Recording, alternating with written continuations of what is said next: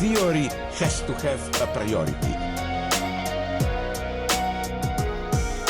Capitalism and artificial intelligence are the same thing. The dimension of the future has disappeared.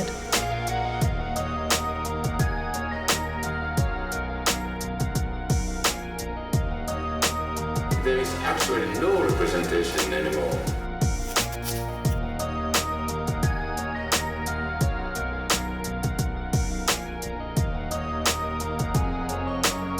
There is no final resolution to contradiction. Militant proletarian snake handling over abysses never gets much wilder than this.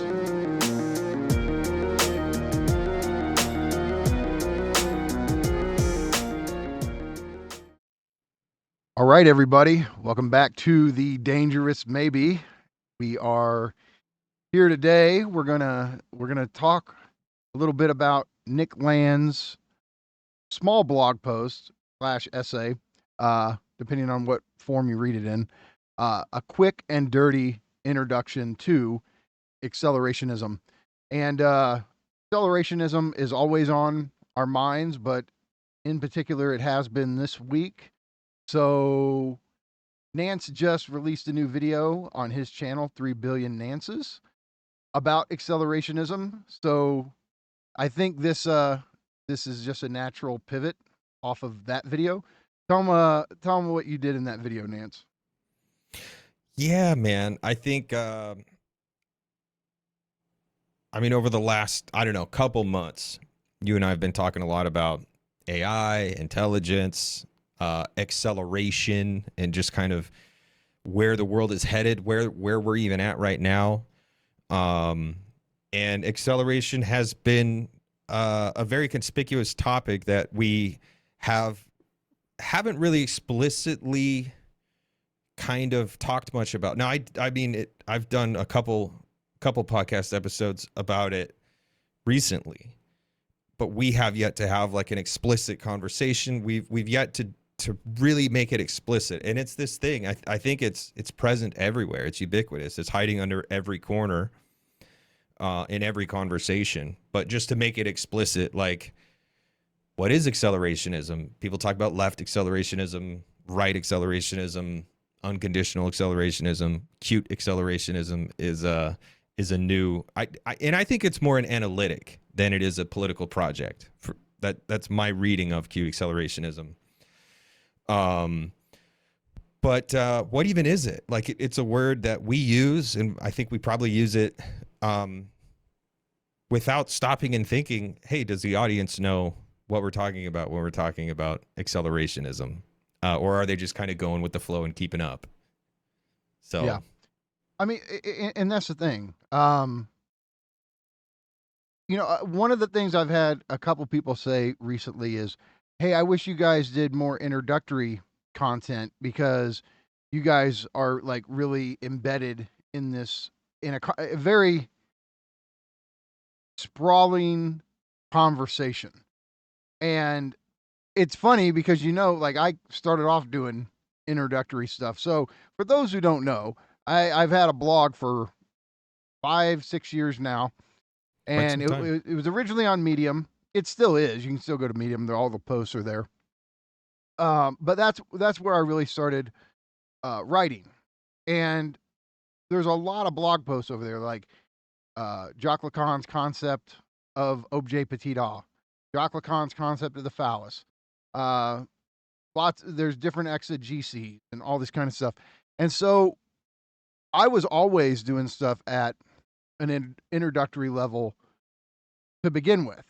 And then, what happens over time is as you work through stuff and you yourself as the writer are working through this introductory level stuff, after 5 years, 10 years of working on it, it just is a rich conversation. And so you and I, if we're in the middle of talking about Lacanian psychoanalysis or accelerationism, at this point, you and I have had our own dialogue going about this stuff for years now. So a lot of what these videos are are you and I revisiting, refining, expanding upon what we've been thinking about for a long time.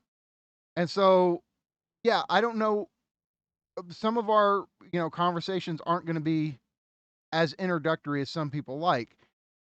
That said, all the courses I've taught have been at an introductory level. The courses I'm going to teach are still going to be more at an introductory level. And so, like, for example, if you want an introduction to this kind of stuff, Nick Land, Accelerationism, you can still get access to the course I taught at Philosophy Portal last October. And all those lectures are at an introductory level. If all we were doing right now was teaching stuff in an introductory level, we wouldn't be growing ourselves in our own thinking, our own work. And so Nance and I, a few months ago, co-authored our first piece together. And what's happening is we're working out our own theory and doing videos like this. It's not just, oh, let's pass along information. We're learning and theorizing ourselves doing these videos. And so I plan on doing video essays, more introductory content. And so that's going to happen. But just right now, Nance and I kind of have this flow going of what we're working on. And it's a whole combination of different influences that we're doing, called fault line theory, combining the Ljubljana school, which is Žižek, Blanka Zupancic, Von Delar, Todd McGowan, Jennifer Friedlander, etc. Right. And then CCRU, Nick Land, Anna Greenspan, Mark Fisher, that whole thing, right? And so I understand, yeah, somebody comes into this, maybe it's not like the ABC levels of theory, but there's also a good amount of stuff out there that's on that stuff already on YouTube. And so, if this kind of thing is more, it is a bit more niche what we're doing right now with our conversations, but that's where we're at.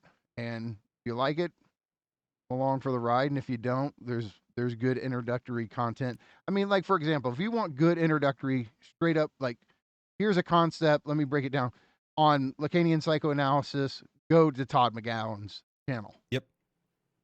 Todd McGowan has the best stuff out there at this introductory level. So, I plan on doing stuff like that in the future. But like I say, both on this channel and then on Nance's channel, 3 Billion Nances, he and I have kind of had this ongoing dialogue about AI, psychoanalysis, accelerationism, and various related topics. We've been doing this and for some about 6 kind months. of post-Marxist interpretation of it all. I think I think to be fair, I think this is aimed at real people.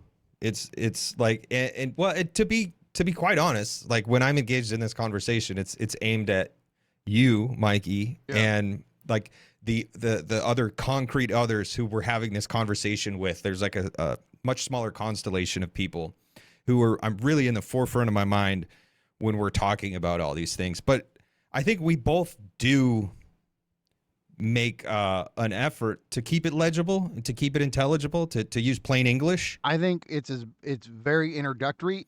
It's getting the context is tricky, right? Because it's pulling from a lot of different things. It's like you find yourself here algorithmically, and you find yourself thrown into the midst of this conversation.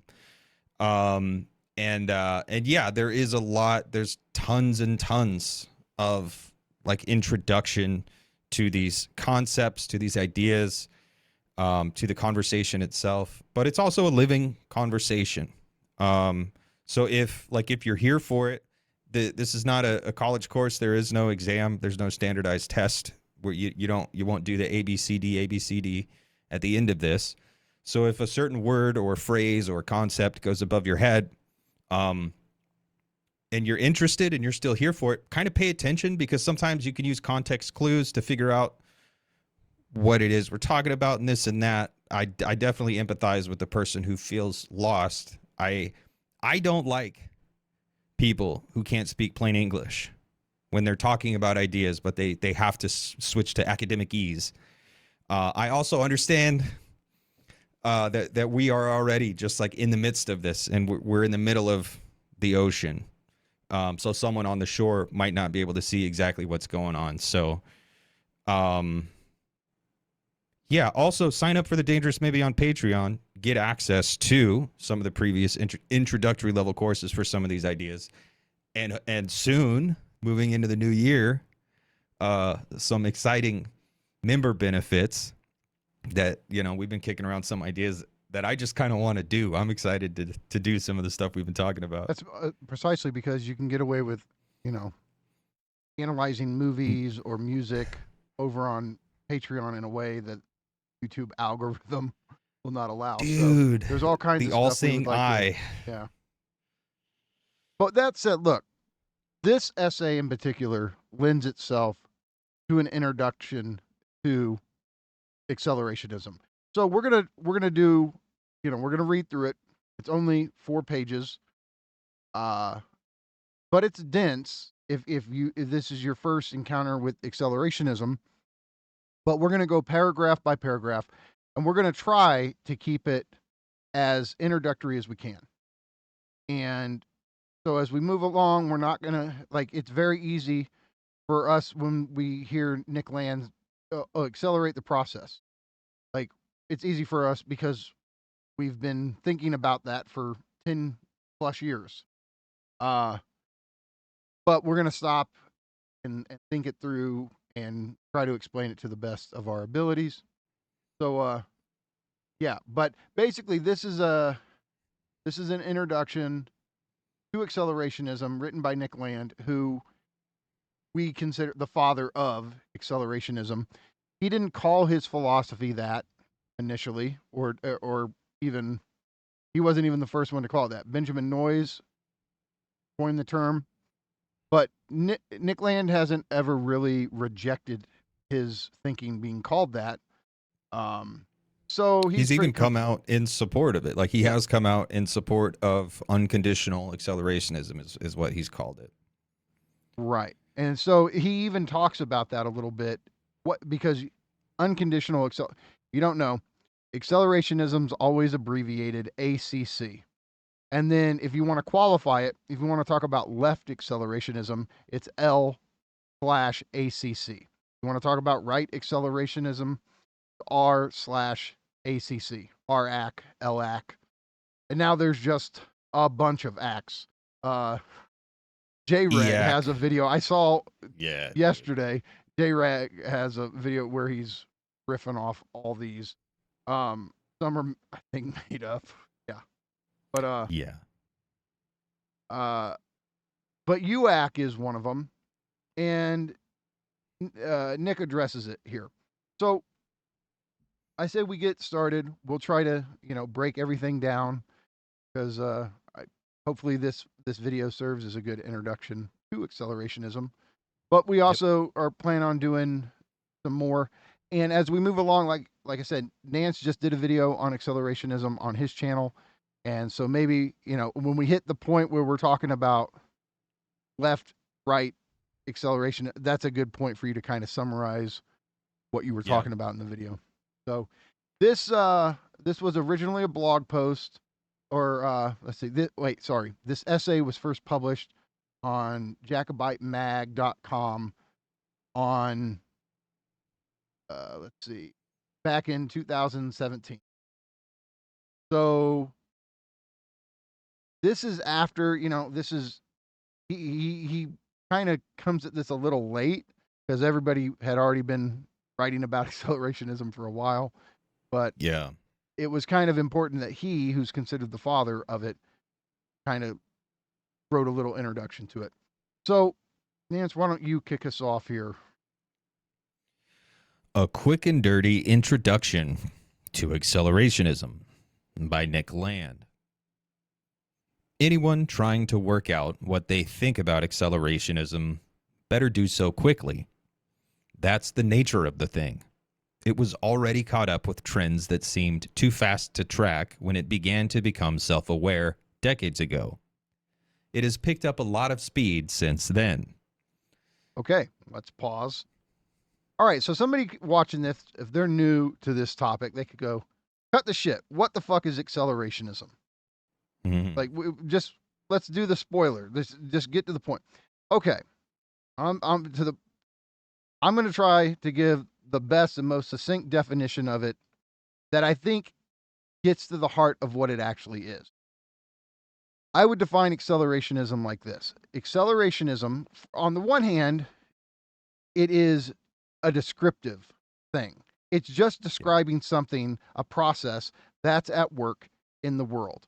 Now, if you want to become normative, or if you want to affirm this thing that's happening in the world, that's another way to say you're an accelerationist.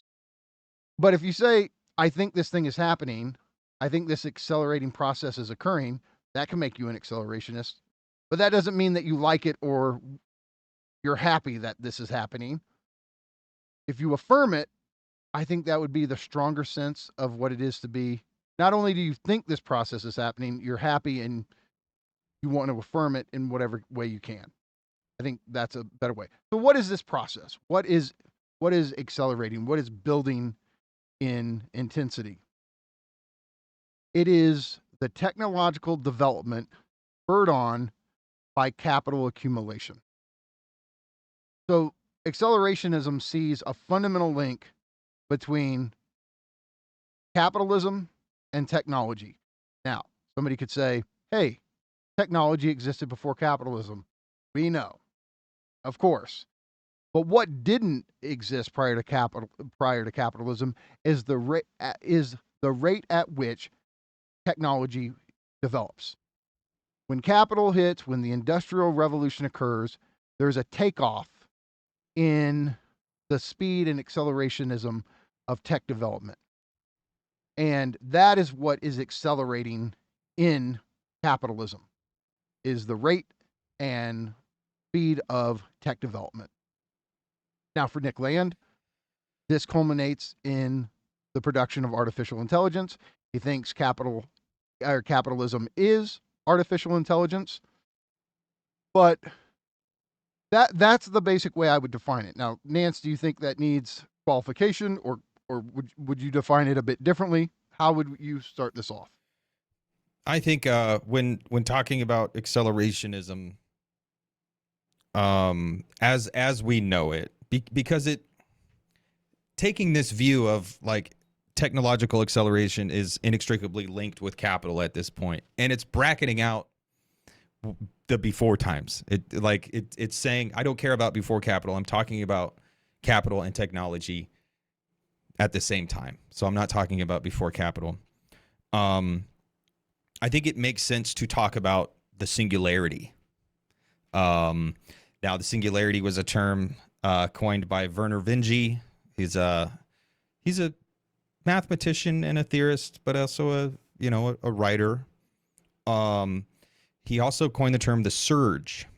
So the singularity, Damien Walter on YouTube, Science Fiction with Damien Walter, just released an excellent video about the singularity. I watched it yesterday. And he's talking about Children of Men and William Gibson's Jackpot trilogy and the singularity. It's an excellent video. If you guys have time, go to Science Fiction with Damien Walter on YouTube and watch the video. It's excellent. But the singularity is the new God of modernity. So as Nietzsche told us, God is dead. The thing about that is God didn't die. God just changed form, and it went from being this mystical, cosmological thing to being technology. Technology will solve all your problems. Technology is kind of what conditions the world and the way we see ourselves in it. And it comes down to production and exchange. So you can kind of start to see how it's already linked up with capital in modernity. Production, exchange, social being, the social relations of people are just the social relations of things. So even people who aren't aware of the term accelerationism or the history of it everyone is, I don't want to say everyone, many people are aware of the idea of the singularity and how we're moving towards the singularity. I think we're in the surge. There is no singularity. The singularity already happened. We missed it. It was not televised, but we're living in the surge. So this kind of build up, but people know what the singularity is. And it's, I think the same thing as the idea of accelerationism. Like, we're just on this crash course with history. That is the singularity. That is this necessary tendency in technological advancement that's going to create this new world that we can't see, we can't characterize, we can't even ponder. So I think that's largely accelerationism. I think there's also political tendencies in accelerationism that are, to me, I think it's very dangerous because they want to capitalize on the churn. They want to capitalize on everything being uprooted and the instability that comes along with rapid advancement.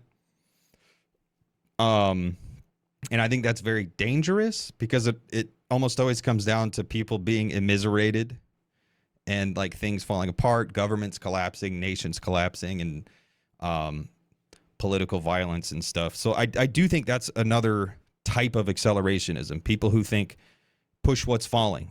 You know, we can't fix the system. We have to overthrow the system.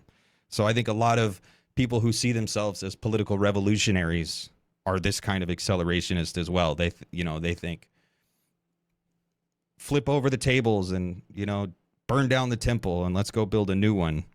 So I think I think it would be fair to say that accelerationism has kind of violent tendencies built into it. Now, you don't have to take it up. You don't have to become a champion of that, but it is also there. And I know a lot of leftists, that's why they will push back on the idea of accelerationism, because they think it's nothing but the violence, nothing but the kind of instability. But no, it's everyone's an accelerationist. We all have some vision of the singularity. We all kind of have this innate sense that rapid technological advancement is going to change the world. Either it's going to make work irrelevant, or it's going to solve health issues and we'll live in utopia. Lead to human extinction. Yeah, like, and these are all types of accelerationist thought. So I do think it's valid to say everyone's already an accelerationist. It's hard to deny the descriptive side of it, right? Which is yes, yeah. The question of where all the different acts come into play is how to respond to it, what should be done about it. But what they have in common is this techno-capital process is occurring. And what should we do about it? That's the big question. Some will say there's nothing to do about it. Some will say that's defeatist. Maybe we should try to do something about it. Okay, we do that. What should we try? So the point, though, is the thing that's accelerating is the movement of and development of technology to the point of artificial superintelligence. From the printing press to satellites leaving our solar system in 400 years. Mm-hmm. Whereas previously we were agrarian, for 12,000 years. We were hunters and farmers for 12,000 years. What changed? Well, capitalism came in and then we went to the stars. And that is undeniable. Yeah. And so, Mark Fisher in his Terminator versus Avatar, he said everybody is let me get it verbatim. Everyone is an accelerationist. Is that it? Or maybe everyone is already an accelerationist. True accelerationism has never happened, which I think is an interesting point. Everyone is an accelerationist. Accelerationism has never happened. Marxism is nothing if it is not accelerationist. And this, I mean, this is the thing for you Marxists, like this tendency, right? Like everything, the withering away of everything. Like that's accelerationism. The teleological view, the Lukács, Lukács is an accelerationist as well. Like this movement through history, towards a glorious future where we're reconciled and with our own class consciousness, or like that's accelerationism too. Yeah, but the difference is for the Marxists, the socialists, the communists, what the terminus of accelerationism is the emancipation of the human being. Whereas for Nick Land, or what we would call right accelerationist, but in particular Nick Land, what is emancipated is the means of production itself, which is to say technology. Yep. And it's emancipated from human constraints. Right. And for Land, that would even be to say the emancipation of intelligence. Yes. Itself, the will to think itself. And I think for me that's why it's important to the unconditional accelerationism. Like, no, Land really does think that this is intelligence. This technological process that's happening is a form of intelligence. And he wants to get out of its way and set it free. And I think that's a better worldview than bog standard right accelerationism. Because I think, right accelerationism for me is the violence and the petty bullshit and the Sovcorps and the neocameraism and all that. Yeah. Moldbugging. Yeah. If you don't know who that, Curtis Yarvin, it's just Moldbug. But that's a horse of a different color. Exactly. So sorry. Look, Land's accelerationism is a kind of hyper tech-oriented libertarianism. Yeah. He doesn't want government getting in the way of what capital's doing, putting regulations on, and suspending the animation of capital. He has a famous little ebook called Suspended Animation. But I mean, all of this is kind of tucked inside of the famous, dense opening passage from Nick Land's most famous essay, Meltdown. And it just says, the story goes like this. Earth is captured by a techno-capital singularity. Now, okay, here's the point. Earth is captured by this artificial superintelligence in larval form. It's already there at the beginning of capital. Now, it's not actualized. It's not an artificial superintelligence the way that we envision it. Not yet. But once capitalism clicks into place, this thing is there, and it's as if it's building itself into actuality. So he says, Earth is captured by a techno-capital singularity as Renaissance rationalization and oceanic navigation lock into commoditization takeoff. Very dense. But what he's trying to say is there's a kind of hyper rationality that has clicked into place, along with the ability to now navigate the ocean in much more efficient ways as commodity production and the distribution of commodities via oceanic navigation is now taking off. All of these concrete economic factors and this new emphasis on rationality, which is calculation, instrumentality, all of this is clicking together to enable capital to take hold economically. It's the new mode of production, the new economy that's organizing everything. At the heart of it is the virtual potential for artificial superintelligence. So he says, logistically accelerating techno-economic interactivity crumbles social order.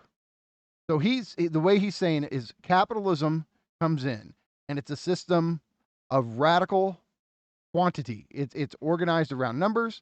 It's organized around exchange value, which is prices, numbers, and this emphasis on this this logistical system that is based around nothing but capital accumulation crumbles long traditional social orders. That the old ways of doing things cannot stay in place because they block and hinder what capital is doing. The old world, based on religion especially, say, no, this is the way things are. These values come from God or the gods. They're not for sale. They're not negotiable. And the practices and rituals and traditions that were rooted in these old worlds are being dismantled, ripped apart by capitalism that's making everything over in its own image. And this is occurring in auto-sophisticating machine runaway, Nance says, which is to say, auto-sophisticating. Robotics are just in a positive feedback loop, amping up, getting better and better and better over the decades, over the centuries, and it's a machine runaway. The machine is building itself to be artificially super intelligent and independent of the human, and that is this machine runaway process. So he says, as markets learn to manufacture intelligence, politics modernizes, upgrades paranoia, and tries to get a grip. So he's saying politics here is almost a stand-in for the human. Humans are freaking out over the rate of technological change spurred on by capitalism, and there's going to be some sort of resistance to this process that's just uprooting everything. So, let's go back now to the opening lines of A Quick and Dirty Introduction to Accelerationism. And hopefully now these words make more sense.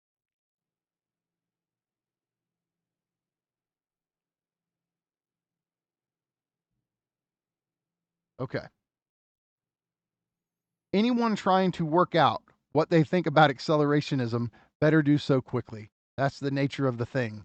It has already caught up with trends that seemed too fast to track when it began to become self-aware decades ago. It has picked up a lot of speed since then. He's saying that this, not only the actual process that capitalism is spurring on, but our ability to think it, we can't keep up with this. And capitalism is constantly remaking itself. And that's why there's all these different eras of what we think of as capital, post-war capitalism, blah, blah, blah. Yeah. And trying to get the theoretical ability for it to stay the same long enough for us to really study it with nuance and sophistication is more and more impossible. So he's like saying, by the time you've written something about accelerationism, things have developed past that point, outdated. And it's outdated. That's also why he took to being a blogger in the early 2000s, because he's like, the industry, the book industry, the publishing industry is so slow that if you want to try to say something about what's going on, you got to be able to blog and get it out immediately. Yep. So, all right, that's what's going on in that first paragraph. Okay, let's do the second one. Accelerationism is old enough to have arrived in waves, which is to say insistently or recurrently, and each time the challenge is more urgent. Among its predictions is the expectation that you'll be too slow to deal with it coherently. Yet, if you fumble the question it poses, because rushed, you lose, perhaps very badly. It's hard. For our purposes here, you are standing in as a bearer of the opinions of mankind. Okay. So it arrives in waves, which means, and waves are important to not only Land's thinking, but also to Anna Greenspan's thinking, another member of the CCRU. Anna's recent work has been focused on wave theory. And for her, there's been like these 5 core waves of new tech development throughout the last 100 or so years. And so Land sees this as how accelerationism arrives. It comes to, so there was a big investment in AI in the 50s and 60s. And then that research goes away. And then There's a moment in the 90s it seems really big again. It's like, well, then and then it kind of goes dormant until a couple years ago. And now we're living in this moment of AI. And so, but for him, even though it comes in waves, it's still constantly doing this thing, even if you don't recognize it because you're paying attention to something else. But as it's developing itself, there's these moments of punctuation where you're like, oh, something new just burst into the world, even though it was developing in the background. Well, and I think it's fair to say it comes in waves because from our perspective, we don't see, it's a complex machine going back to, privateers and, the Dutch East India Company and all this stuff. And things like the printing press and things like radio waves where you could have continental broadcasts and that supplanted the newspaper, where with the printing press, we had the newspaper and that kind of created new technological possibilities, new social possibilities. Then we got radio waves and then we got X-rays. So there are incremental or even iterative technological advancements that we see that kind of give us a window into this, in Land's view, this technological process that's always running in the background. And every once in a while, it kind of makes intrusions on our social world. I think this wave thing, we need to think about it just a bit more. I mean, if you think about what a tsunami does when it hits, how it completely floods a whole coastal area, and basically just, you can view that as this radical intrusion from the outside of something that completely destabilizes the status quo. Well, it's like, if we view this in terms of different media forms or the different tech that we use in our day-to-day lives, like radio burst into the world and the world was never the same. The automobile burst into the world. It's never the same. Cinema burst into the world's never the same. Television burst into the world's never the same. The internet in the 90s media. Then the iPhone, the smartphone. And then now AI as we know it with the LLMs. These are all spurred on by capital. And once these intrusions occur, there's no going back. Our worlds are forever changed. And then we spend our lives trying to catch up to all of these changes that occur that completely reorient our daily lives. And that's why nostalgia is almost like the default reaction against accelerationism, because you're like, I want the old stability I had in my childhood. Yeah. And by the time you're our age, when you're in your 40s, you've lived through 2 or 3 world for us, what are like epochal changes, just based on new tech that capitalism has flooded our everyday life with. Well, and it's the reason capital pushes technological advancement in a world without capital, like in a world without this drive to increase profits, people would make things to solve immediate needs, and people would make things to satisfy intellectual curiosity or kind of creativity. But in the world of capitalism, they're throwing spaghetti at the wall constantly over and over and over again. And that's why the rate is so amplified and so pushed up with capitalism, because there is a need. There's all this investment. There's all this, it's like a dam holding back this water. And if it doesn't find a new investment, if it doesn't find a new way to keep the churn going, the dam will break and the water will kind of come through and inundate the village.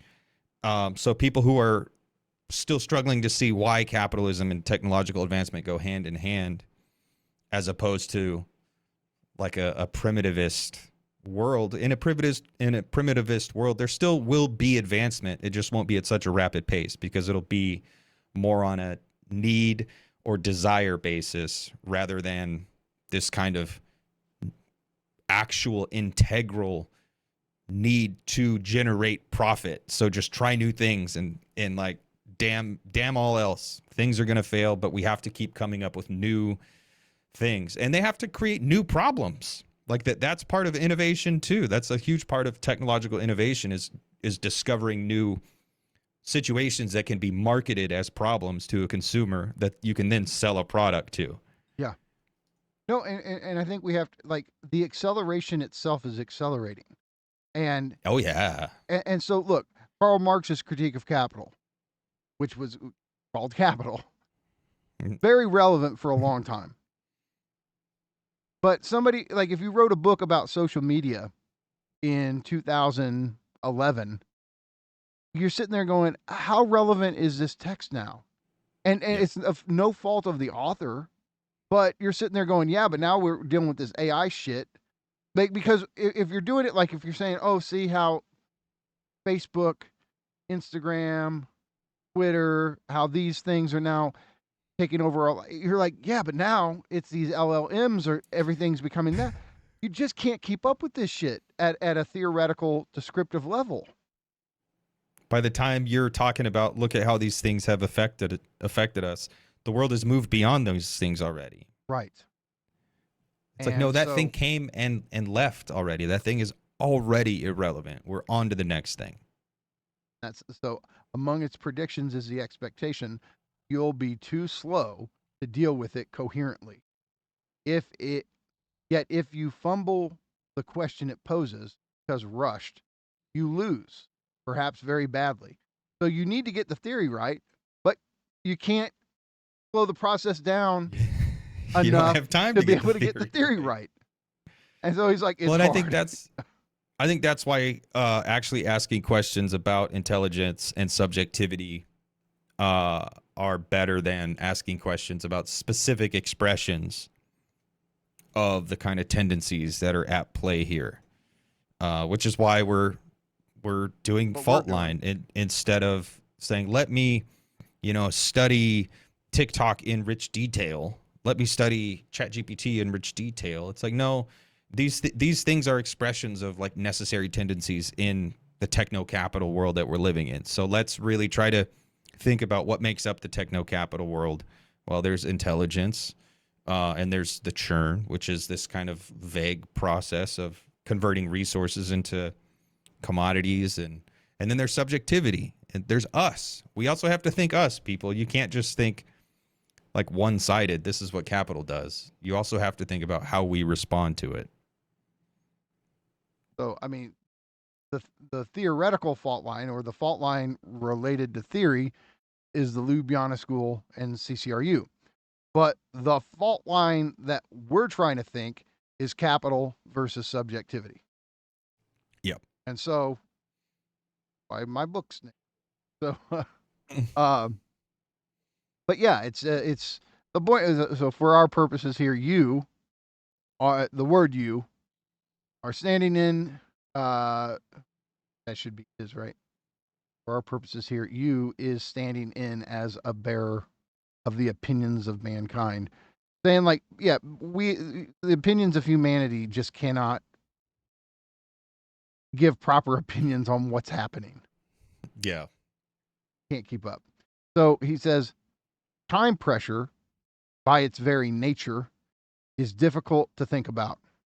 Typically, while the opportunity for deliberation is not necessarily presumed, it is at least, with overwhelming likelihood, mistaken for an historical constant rather than a variable. If there was ever time to think, we think, there still is and will always be. The definite probability that the allotment of time to decision-making is undergoing systematic compression remains a neglected consideration, even among those paying explicit and exceptional attention to the increasing rapidity of change. Now that was dense. So let's go slow on that one.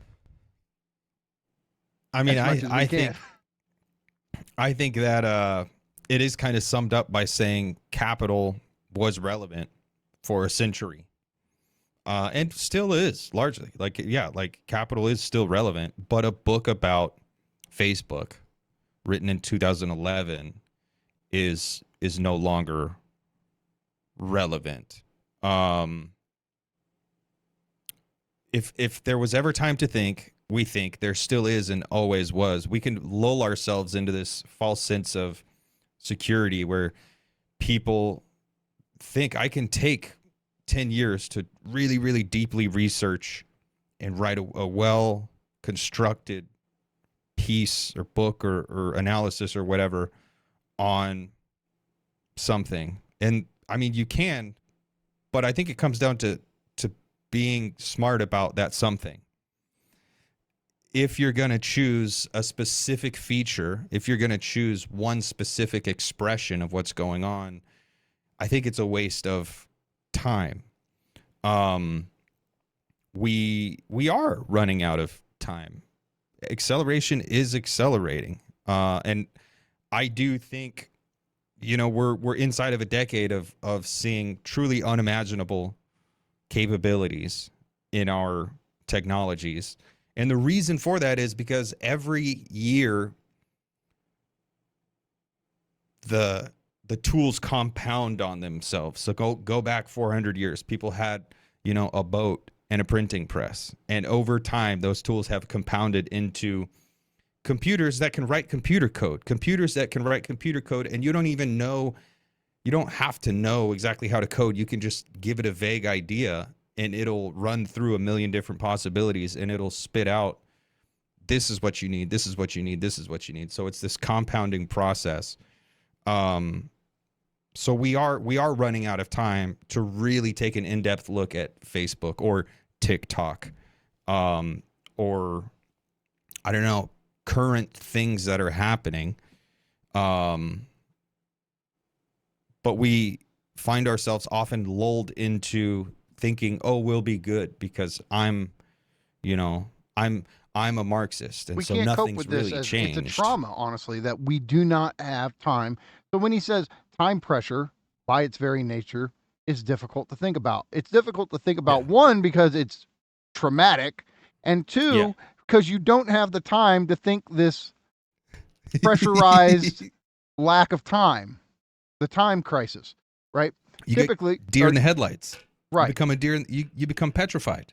So here's the thing. If accelerationism is a problem to be solved, first you have to really understand it in order to solve it. But if you don't have time to understand it because it's constantly changing with ever increasing acceleration, then what do you do?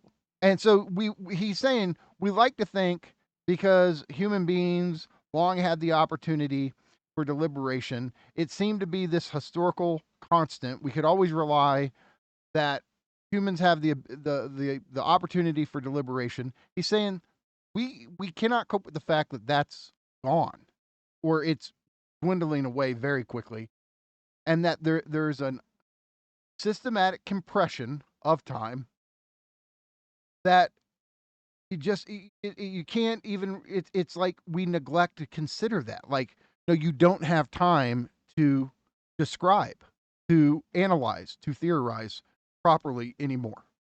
At least not when it comes to what is happening with capitalism. Yeah. Well, and what is happening with specific expressions of capitalism. And that's the thing, like, I don't know, 10, 15 years ago, people were just kind of thinking about, oh, let's write about platform capitalism, and let's write about surveillance capitalism, and let's write about how social media has impacted us and all that stuff. And yeah, that's important to take into consideration, and it's important to analyze. Now it's but you can't be so narrow. Yeah. Like you have to always be aware of the fact that the machine is always running in the background, and the machine is speeding up. The dial's being cranked up automatically at this point. And you can't retreat back into,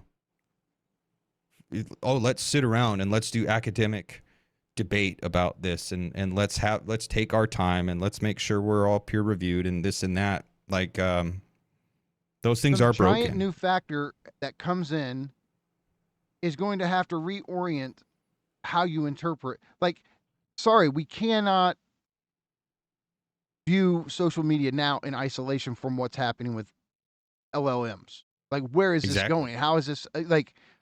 Well, and you can't view that separate from regular work, from jobs, and you can't view it as separate from education from public education, from elementary education, high school, university. Like, all these things are now so conflated and so contrived. It's completely connected to financial capital and Wall Street and stocks and investment. Like, so it's all that shit. Dude.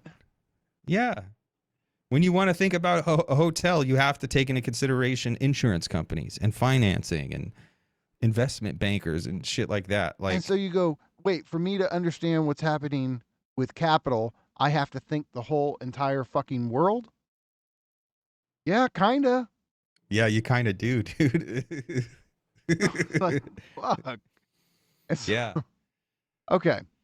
So, point is, we do not have time to think properly about accelerationism, and it's only going to get worse from here because we're going to have less and less and less time to do it.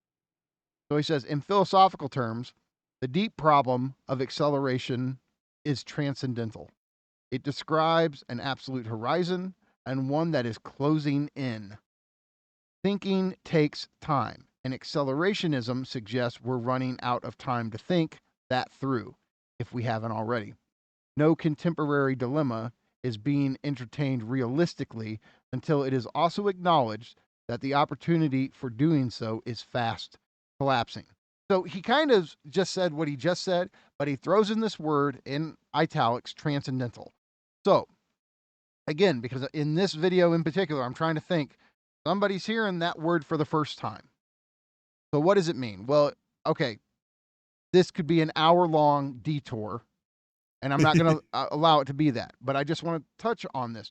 This term transcendental, Land is getting from the work of Immanuel Kant, who is arguably the most important philosopher that ever lived, according to most philosophers.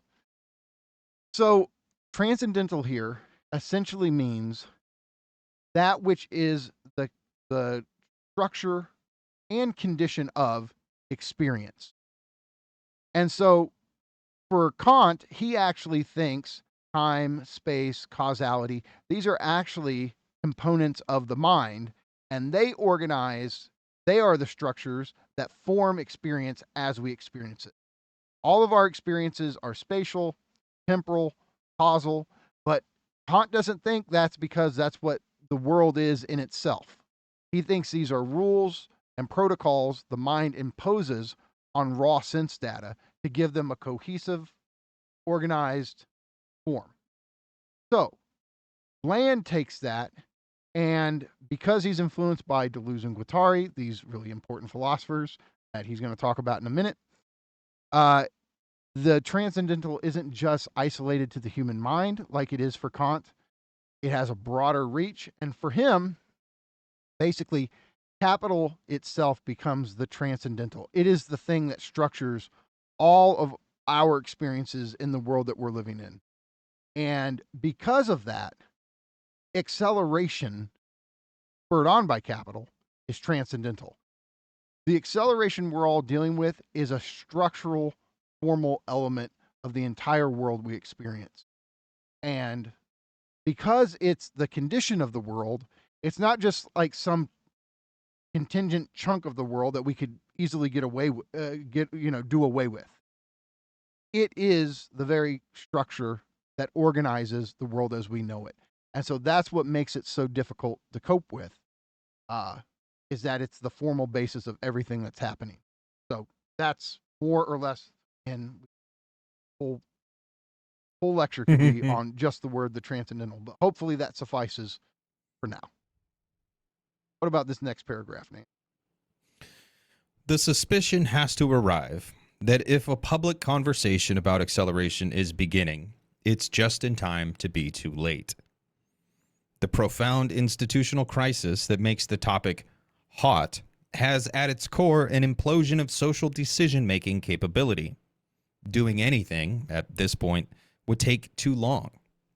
So instead, events increasingly just happen. they seem ever more out of control, even to a traumatic extent, because the basic phenomenon appears to be a brake failure. Accelerationism is picked up again. So the economic system is what causes things to happen. It is the agency that acts in the world, so to speak, not humans that stand back and deliberately chart a path forward into the future. Whatever's going to happen, capital will decide it, and we're just along for the ride at this point. Well, and I think it's fair to talk about God.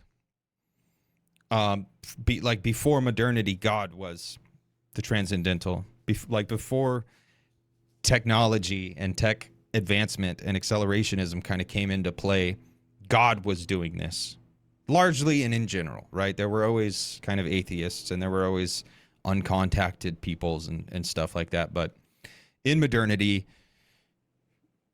accelerationism is just the world that we live in, the water that we swim in.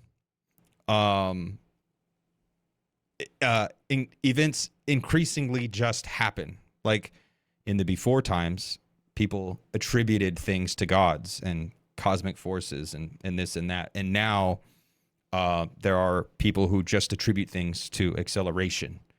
And I have to be honest, there's a large part of me that does too. Yeah.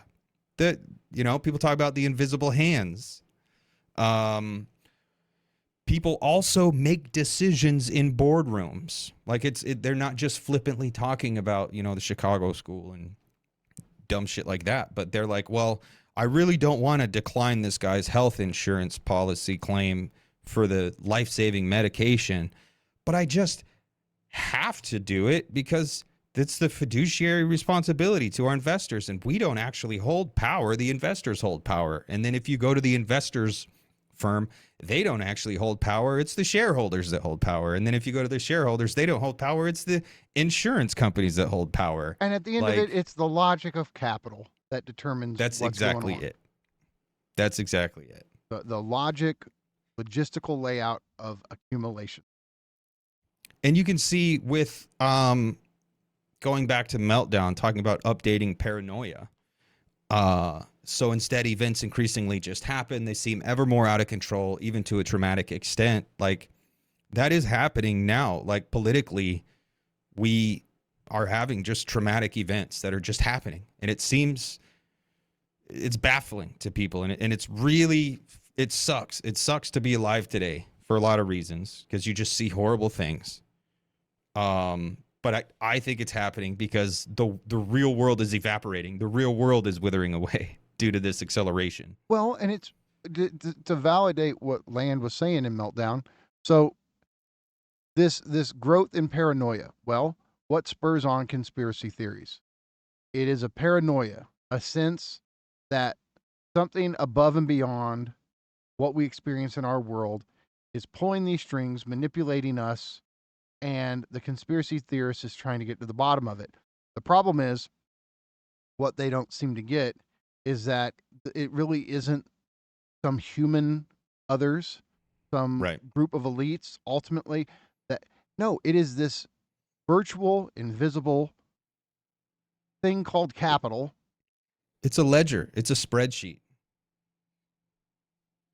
Which is what Bitcoin algorithm is. Yeah. And so you start, you start getting all of these various techs that were developed by capital, right? You have our iPhones, our smartphones that constantly surveil us. You have these new cameras systems that surveil us. You mix that with Bitcoin, which is a ledger that can register every event with a kind of absolute certainty.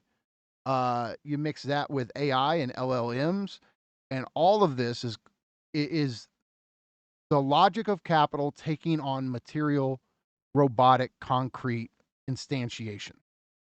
Yep. And so if this is the direction we're headed in, and our fundamental way of understanding things is as resources, equipment, functions, then This leads in this direction towards what we call Robo-Cthulhu, which is an artificial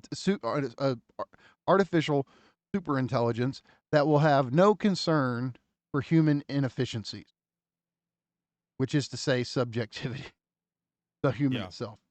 So that is where this process, as we understand it, leads. It can go in all kinds of different directions, but that seems to be the trajectory we're on. And the question is, if we don't want the realization of that future, what's the break on this process?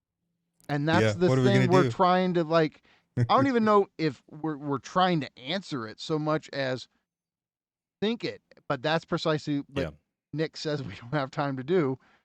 But I don't know. This is where the Žižekian in us kicks in, and Žižek's politics is is a politics of the impossible.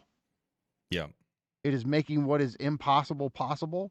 And so if there is an act in the Žižekian, there is an ethical act that we would try to help enact, it would be the ability to think acceleration. That's at least part of it.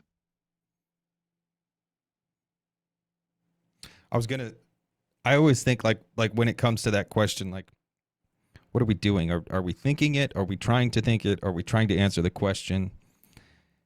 I always find myself at that point where it's like, well, I just don't know. And it kind of is like, well, demand the impossible. I think that's part of it. I also think there's part of like, well, something needs to happen. And if not us, then who, right? And I feel like if everybody in the world took up that position of, if not me, then who? I think that would be it. Like, that would be the kind of radical event that rescues the future of everyone just realizes, like, no one else is going to do it for me. Capital's not going to do it. The government's not going to do it. The NGOs aren't going to do it. The church isn't going to do it. The general will, it doesn't exist, and it's not going to do anything for you. You have to take an active role in history before we lose out on our opportunity to participate in history. History didn't end. And we're not sitting here saying we have the answer. It is this weird, like, I kind of side. Remember when Russell Brand in Forgetting Sarah Marshall, character Aldous Snow, we've got to do something. He never tells you what the something is, but that is this feeling that anybody who on some level wants to defend the human and subjectivity is sitting there going, man, everything, we're worried about machines becoming like us, but the bigger problem is us becoming like machines. Yep. And what do? Well, we got to do something. What is the something? I don't know. Fight back. Just worst comes to worst, throw your body into the gears to try to jam up the works. But something. Don't do nothing. But then but is doing nothing the most radical thing, as Žižek says? Well, I mean, I think preferring not to partake in this culture in war. The churn. Well, and I think the culture war is just part of the churn as we see it. But I think, I prefer not to engage in that. That is the type of doing nothing that is the radical act. It's like just abstaining from the bullshit where, like, but we can't sit back and passively, plug your brain into the interface and just consume. That's not doing nothing. That's continuing to participate in the program. So I think talking about doing nothing being the radical act, that's refusing to participate in the world that you're given and saying, no, I demand a better world. Okay. So, now he has this thing where he's going to link implosion to Accelerationism links the implosion of decision space to the explosion of the world. That is, to modernity. It is important, therefore, to note that the conceptual opposition between implosion and explosion does nothing to impede their real, mechanical coupling. Thermonuclear weapons provide the most vividly illuminating examples. An H-bomb employs an A-bomb as a trigger. A fission reaction sparks a fusion reaction. The fusion mash is crushed into ignition by a blast process. Modernity is a blast. Okay. So modernity, which here is another name for accelerationism, which is another name for capitalism, right? What he's trying to do is say that something is exploding while something else is imploding. And there is a kind of causal relationship of the two. Whereas, in a sense, like the explosion is spurring on the implosion. Now, it's very clear. The implosion is the decision space and the time for deliberation of humanity. That is what's imploding. And what's exploding out of that is new technologies, new tech structured social orders, which is to say, in a sense, antisocial orders. But yeah, that's what, the implosion of human power over machines is imploding as machines get more and more explosive power over the human. Yeah. That's what he's getting at. This is already to be talking about cybernetics, which also returns insistently in waves.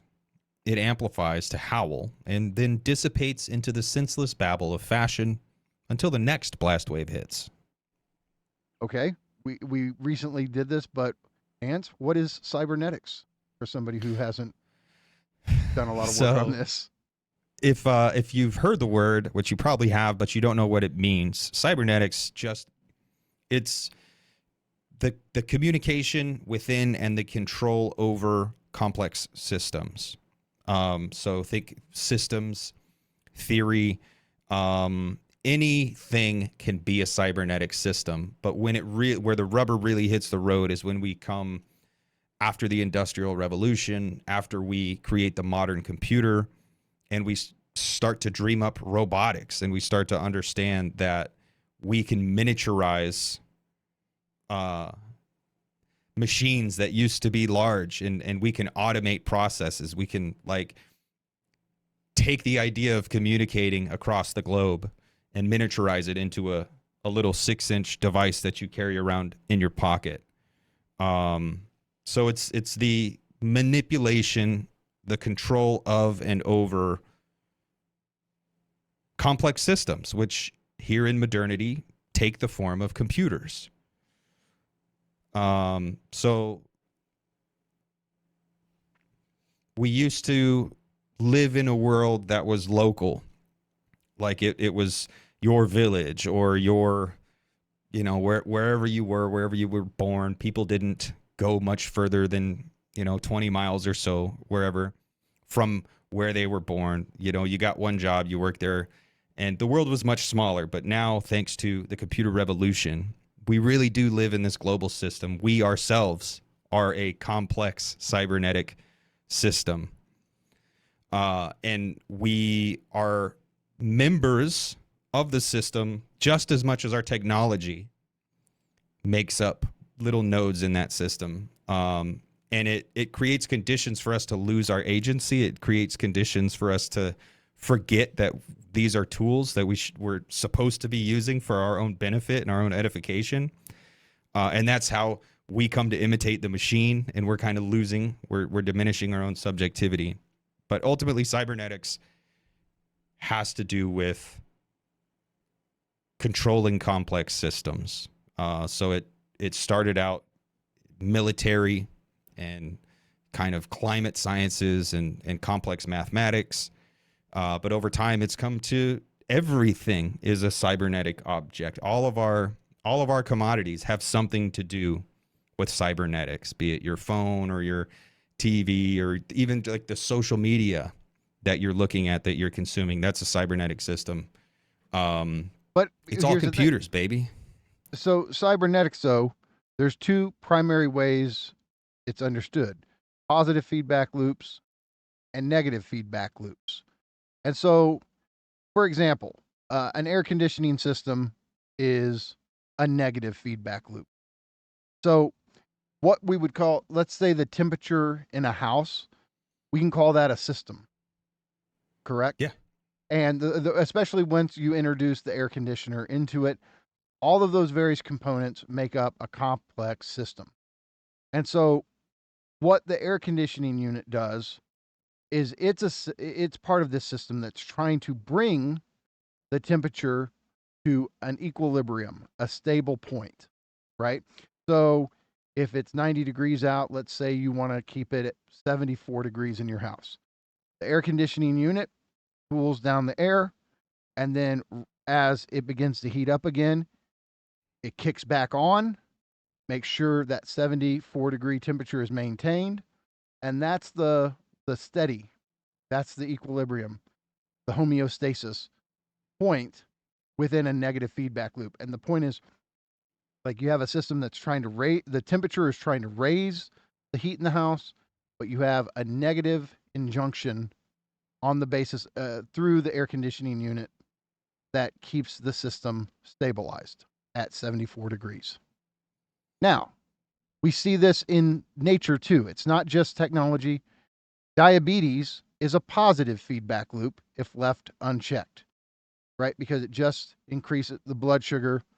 And what insulin does, you have a natural negative feedback loop built into your body. Diabetes takes hold when that negative feedback loop breaks down, and then the increase in blood sugar can take your body to the point of death eventually, but it can cause all kinds of problems.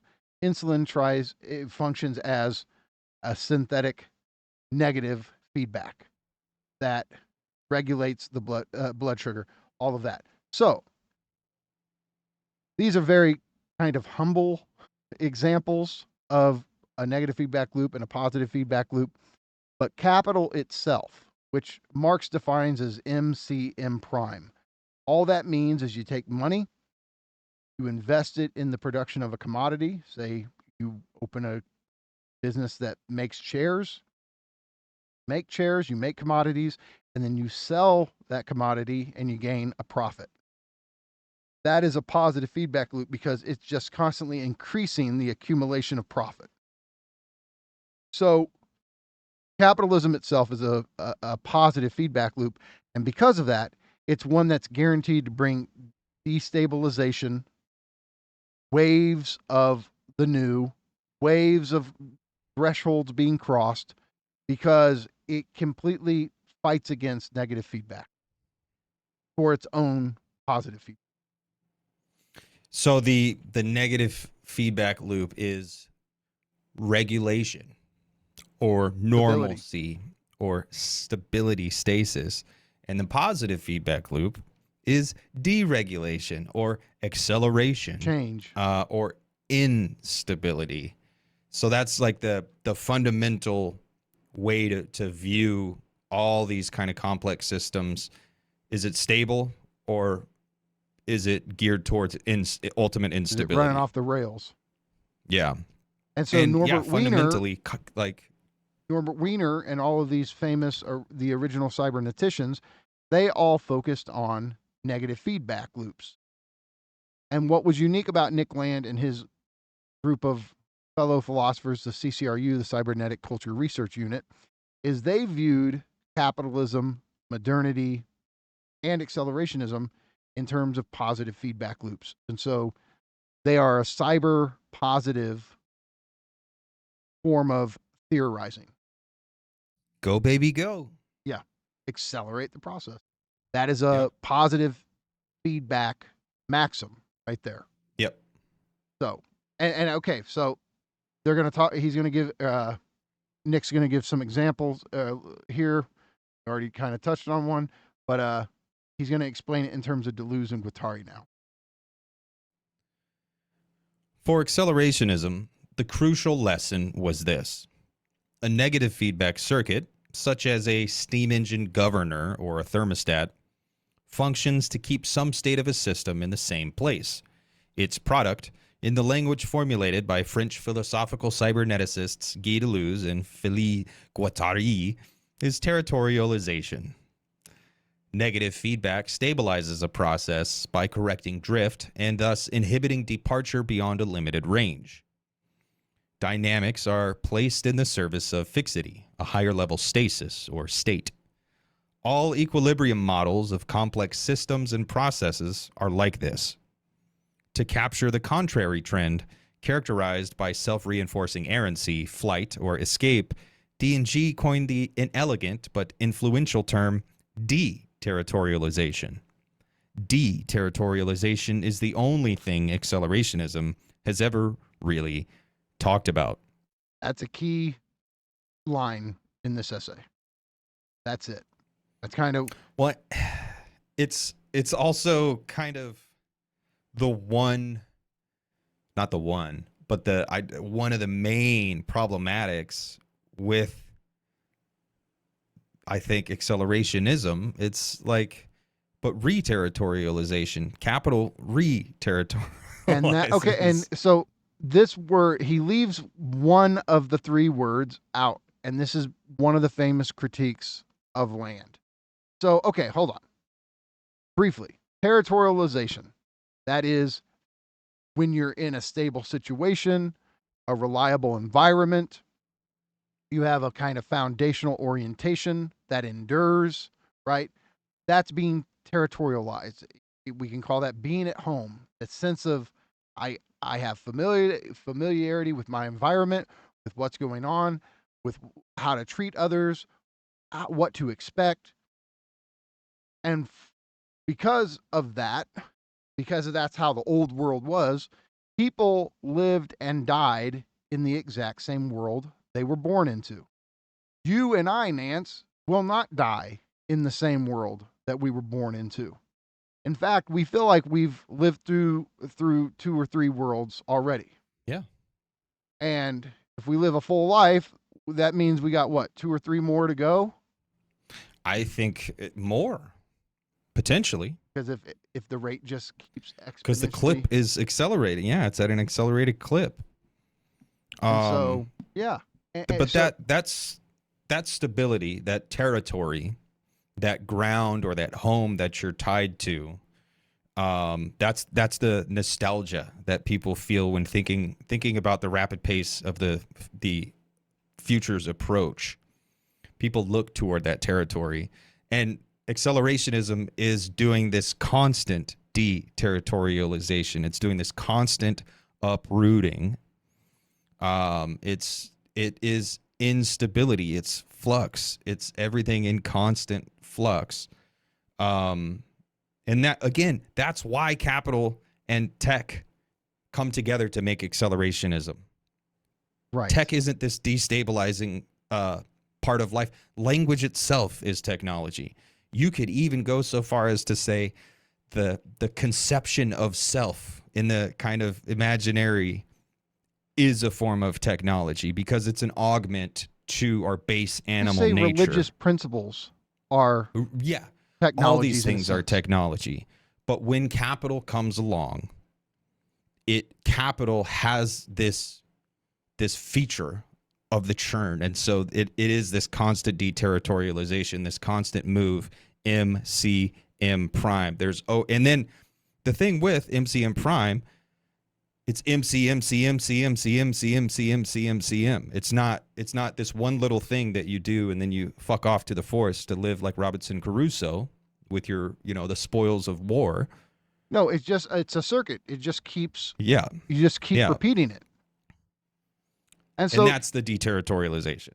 Right. And so, look, when we're talking about how capitalism deterritorializes, it means it uproots, it makes it impossible to have a stable, lifelong orientation in your world. It means that your job skills are going to have to be updated every decade or sooner. Learn to code. And yeah. Remember learn to code? And now people are saying learn how to write a good AI prompt. Learn to code was 15 years ago. Yeah. And now they're saying, yeah, don't bother to learn to code. Just learn how to write a good prompt. Okay, so like my mom, who was born in the 1950s, how could she truly, at her age now, have a proper orientation with this world that somebody who is 7 years old can have with it as they become a teenager? You got to realize, people, like, yes, there were teenagers in a biological sense prior to capitalism, obviously, but there wasn't the teenager. Yep. Because the point is, the teenager is now the young person whose mind is so plastic that they can absorb the newest of the new. Yep. Right? That is the product of accelerating capital. Like the teenager itself is, because look, there's this very real sense where if you want to know what's happening in the world, you need to go to a teenager. In every other period of human history, you would go to the oldest people in the community. Yeah, you would go to the elders. Yes. Well, and the extended adolescence was a feature of capitalism. You know, before that, you worked the fields, or you worked in the mill, or you went to war, or you did all these things when you were able-bodied. If you were a male, and if you were a female, you started popping out babies because infant mortality rates were much higher in the past. So as we started to modernize the concept of teenager itself, or the concept of in between child and adult, kind of became a thing. But now we're seeing that it's changing in a weird way, where we have 25-year-olds who are helpless, who are just as helpless as children, because they're stuck on mommy's teat, and like they're having the flux pumped into their minds all the time, and they can't even concretize into a viable kind of citizen or subject or whatever. So there's like, we're seeing the concept of teenager change right before our very eyes. And that is what deterritorialization and decoding, because right. he doesn't bring in the other term. So Deleuze and Guattari, they pair territorialization with coding, and then they pair deterritorialization with decoding. And so this whole thing of like, and you're absolutely right, Nance, but if you want to know how to use the latest social media app, if you want to become efficient at TikTok, you don't go to an elder, you go to a young person, right? And so if wisdom is defined as the ability to act in the world in an informed way, right? Then what you're finding is wisdom itself gets deterritorialized. It gets moved from the elders to the youth, and it gets decoded, because the ability to navigate technological apps is a resignification. You're changing the meaning of wisdom at that point from what it used to mean. And the thing is it's being like, these wisdom used to be tied to, now we're getting, I don't want to get too D&G, but wisdom used to be tied to the socius. Wisdom used to be tied to the real world, the local world that you lived in, that had to do with, is there enough food to feed us? And are the angry villagers from 12 villages over, are they going to come and attack us? And, is God mad at us? Like, wisdom used to be tied to the socius in a human world. How to live in the human world. And since capital has kind of come in and done this innovation, in quotes, wisdom has ceased to be about living in a human world, and it has become about how to be a more effective producer consumer. How to functionally navigate the intruding machine world. Exactly. And that's all about the economic, are you productive or are you consumptive? Well, where is all the production and consumption happening now? On the internet, on the apps, on the data that we're generating, and on the shit that you buy from Temu and Shein and fucking Billy and fucking Alibaba and all this shit. Like and you look at the old guy who, works at the auto shop, and you don't think of him as wise today, but when I was a kid, you did.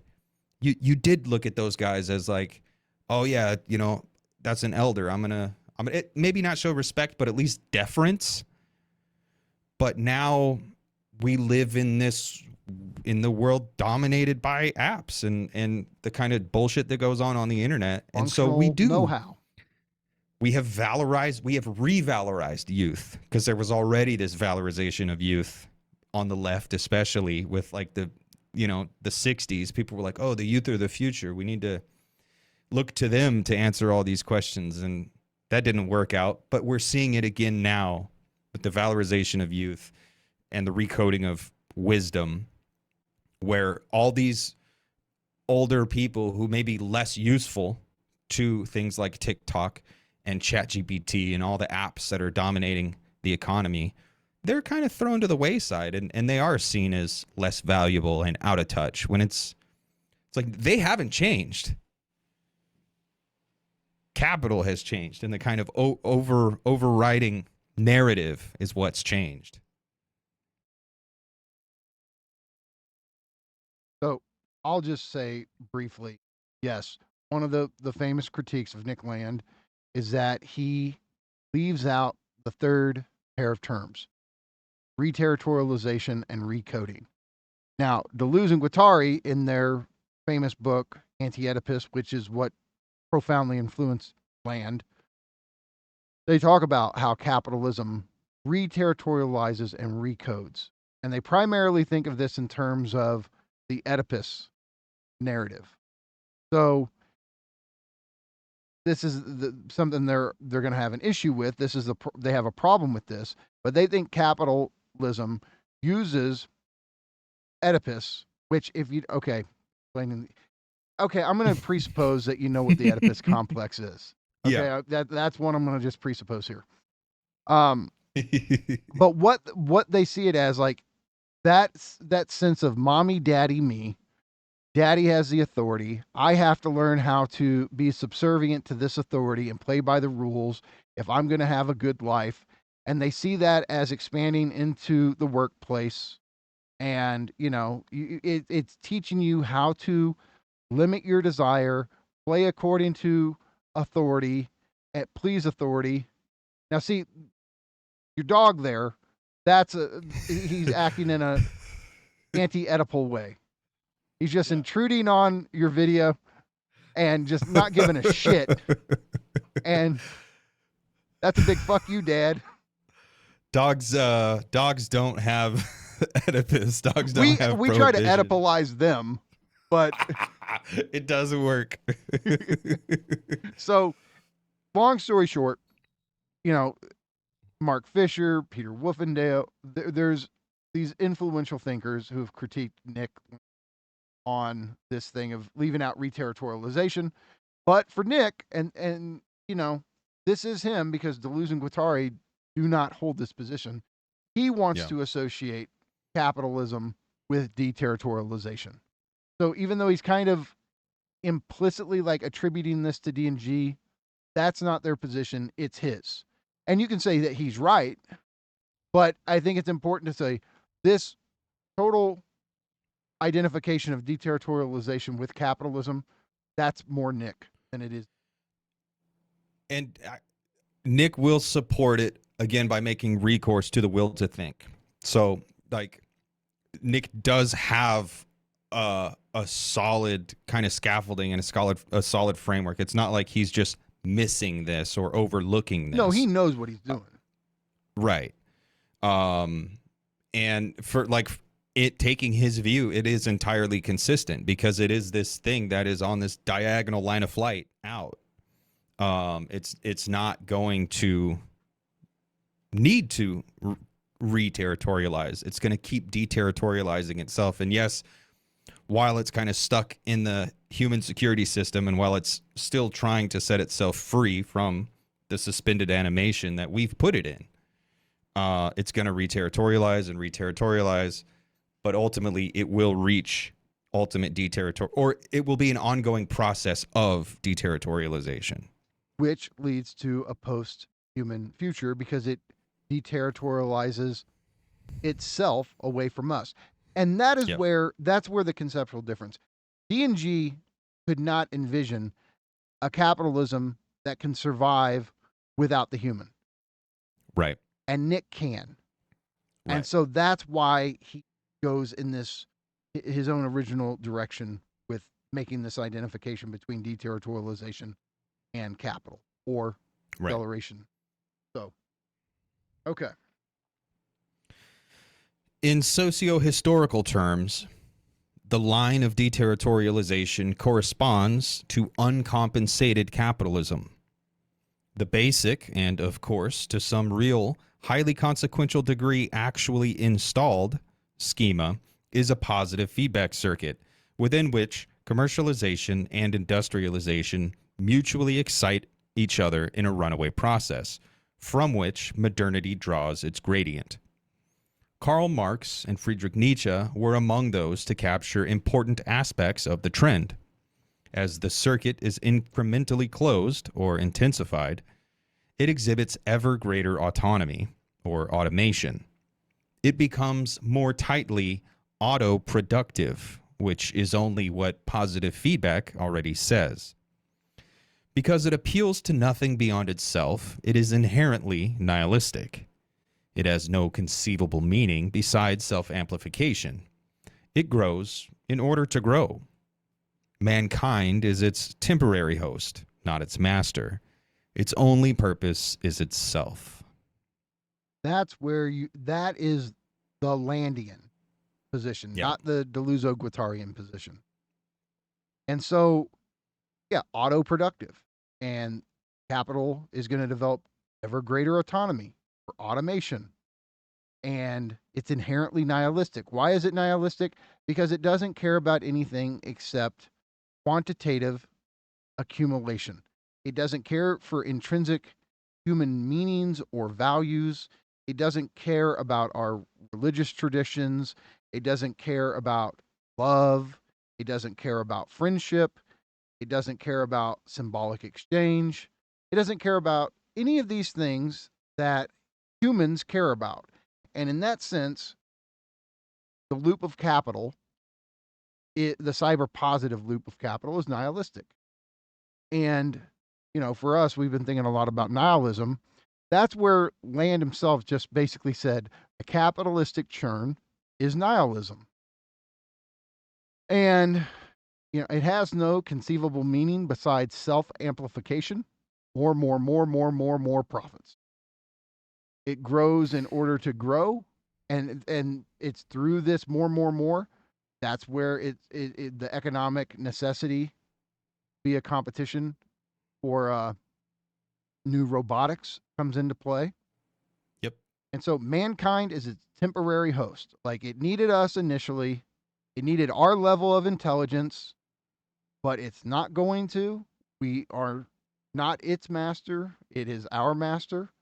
And it cares nothing for the human and only purposes itself. And I think this is where you and I just go, you nailed it. Now, this is where, to go back to the two definitions of accelerationism.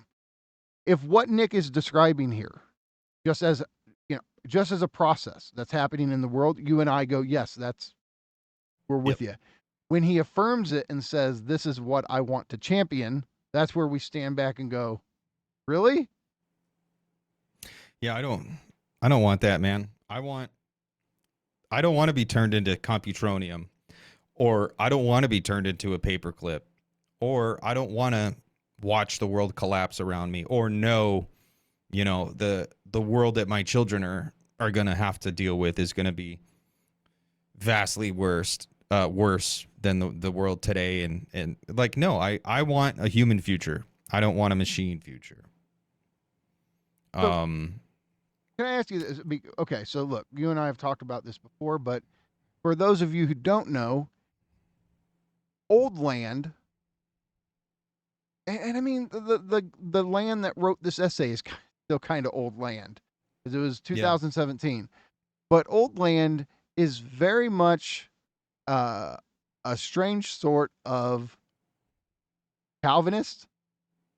Yeah. And I think insofar as he believes that there are intelligences, be they spiritual or artificial, that exist outside of what we know as time, and that they are playing a central role in governing what's happening.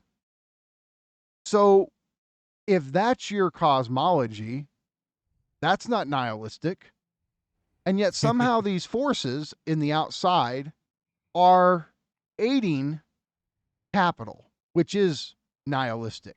Does Nick run into a contradiction here of sorts? I don't think necessarily so, because I think this idea. Can you say that the outside is, yes, it's making the inside human world, the outside is that beyond the human? Is it rushing in, and it is nihilistically eradicating all of our previous forms of meaning, but there's an ultimate goal behind that the lofty powers, the supreme intelligences, know that we can't perceive here and now? Yeah, because I think, like, ultimately when Nick is talking about intelligence, he's not talking about meaning. So to describe the outside and the lofty powers, they're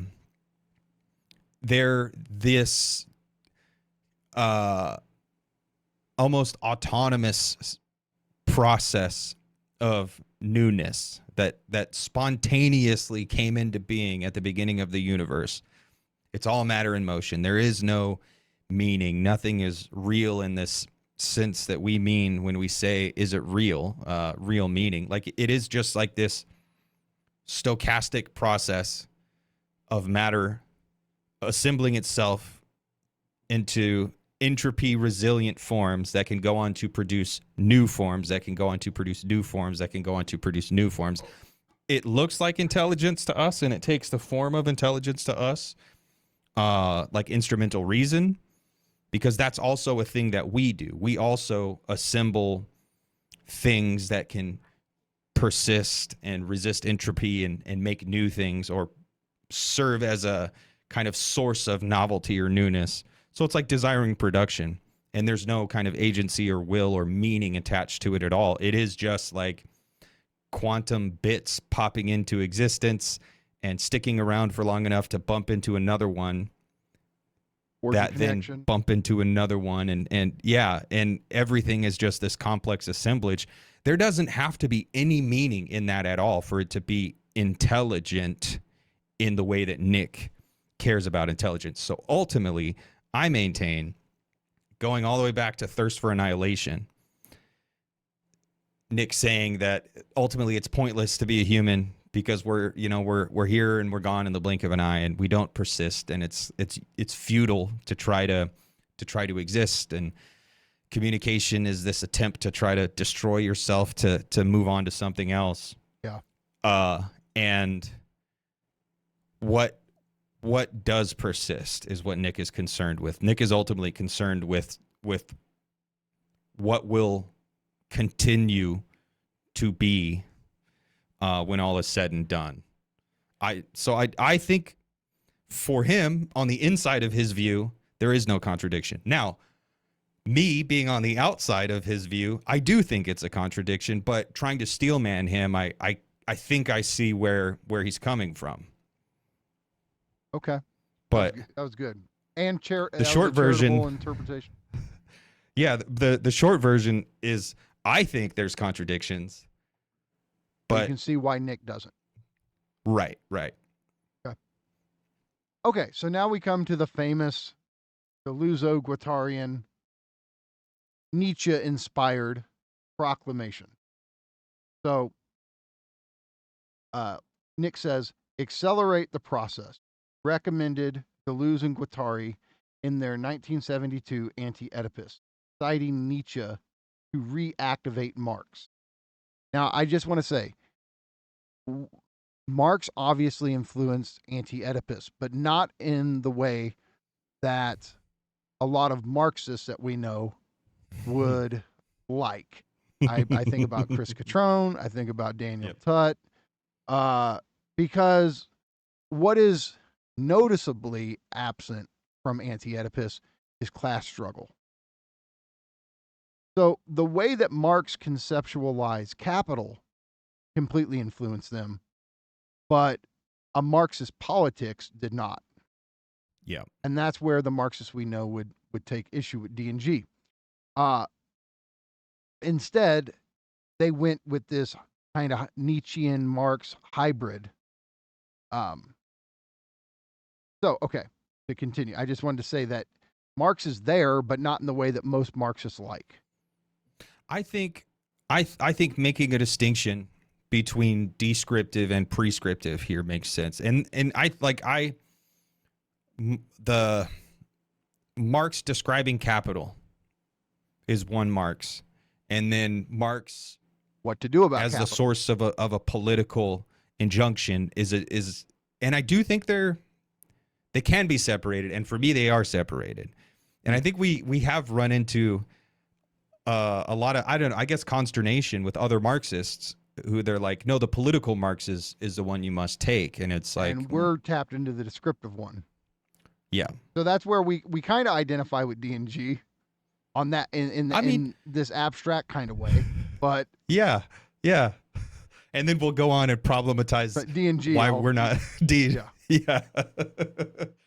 But okay, so Land continues. Although it would take another 4 decades before the word accelerationism was named as such critically by Benjamin Noyes, it was already there in its entirety. The relevant passage is worth repeating in full, as it would be repeatedly in all subsequent accelerationist discussion.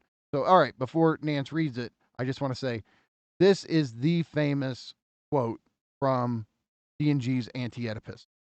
This I cannot begin to state how influential this little paragraph was. It's maybe the most influential paragraph in all of Anti-Oedipus. Which is the revolutionary path? Is there one? To withdraw from the world market, as Samir Amin advises third world countries to do, in a curious revival of the fascist economic solution? Or might it be to go in the opposite direction, to go still further, that is, in the movement of the market, of decoding and deterritorialization? For perhaps the flows are not yet deterritorialized enough and not decoded enough from the viewpoint of a theory and a practice of a highly schizophrenic character. Not to withdraw from the process, but to go further, to accelerate the process, as Nietzsche put it. In this matter, the truth is that we haven't seen anything yet. So, we haven't seen the full deterritorializing, decoding capabilities of capital, of the market. And for them, they want to affirm the deterritorialization and decoding of capital, not because they're celebrating capitalism the way that Land does, but because they think that this dimension of capitalism can get us to something post-capitalism, beyond capitalism. They call that post-capitalist. I don't even want to call it a society or a world. I almost want to call it a field or a terrain or I would say a plane. I would say a plane is probably. They call it the new Earth. Yeah. And so for them, the new Earth is where deterritorialization and decoding are really going to come into their own, right? It's not in capitalism. And so they're sitting there going, capitalism does more decoding and more deterritorializing than any other social formation has ever done, but it's not going to get us by itself, in and of itself. This type of society, this type of economy is not what true desire needs. If you truly want to liberate desire, we got to go beyond capitalism. And that is what they're aiming at. But Nick doesn't he never aims at the new earth. He thinks, in a sense, capitalism is gonna be what the new earth is for D&G. Yeah. And so, but that is that's that quote deeply inspired Nick. And so he takes it in his own direction, but he probably wouldn't have gotten there without D&G. Yeah. You want to add anything on that quote before we move on, or? I think for me, this is where discussing accelerationism, like there's what people call right accelerationism that gets looped up with a lot of the political violence. I also think there's a way to arrive at this nihilism and this violence from what people see as left accelerationism, where people think we can accelerate the process and we can kind of push what's already falling over to wait for our moment, wait for our opportunity to strike and do a revolution. And I think that is, I think that's a dangerous current among different brands of accelerationism. Ultimately, I don't think we should be intensifying this process, but it's because I see the process as already inhuman. So I think like increasing and intensifying this process that's already inhuman is only going to make us more monstrous.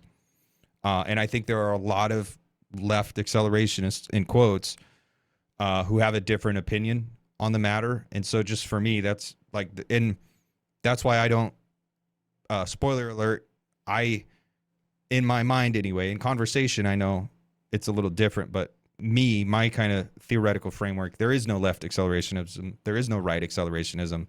There is accelerationism, this process that Nick is describing. And all the different attempts to brand it are just kind of post hoc rationalization that we're doing to try to keep up with this intense, out of control thing that we can't even keep up with. But I understand, Cernichek and Williams aren't out here saying, turn yourself into a monster. That's not what they're saying at all. But if anything, they want anyway their brand of left and I'm not even sure those two at this point would still call themselves accelerationists or left accelerationists. I would love to talk to both of them or one or the other at some point, because I don't know where their heads are at now with this. I was deeply influenced by their work. I love a lot of what they want the world to be like. And so if and you and I have talked, I mean, if I just say, yeah, I feel like there's more of a left accelerationist in me than in you, and maybe it's just because that signifier, like, I just don't have, I think you just are like, don't call me that. Well, like, but I also, like, I want to upload into a robot body. I want to be a cyborg. I want all the benefits of technology.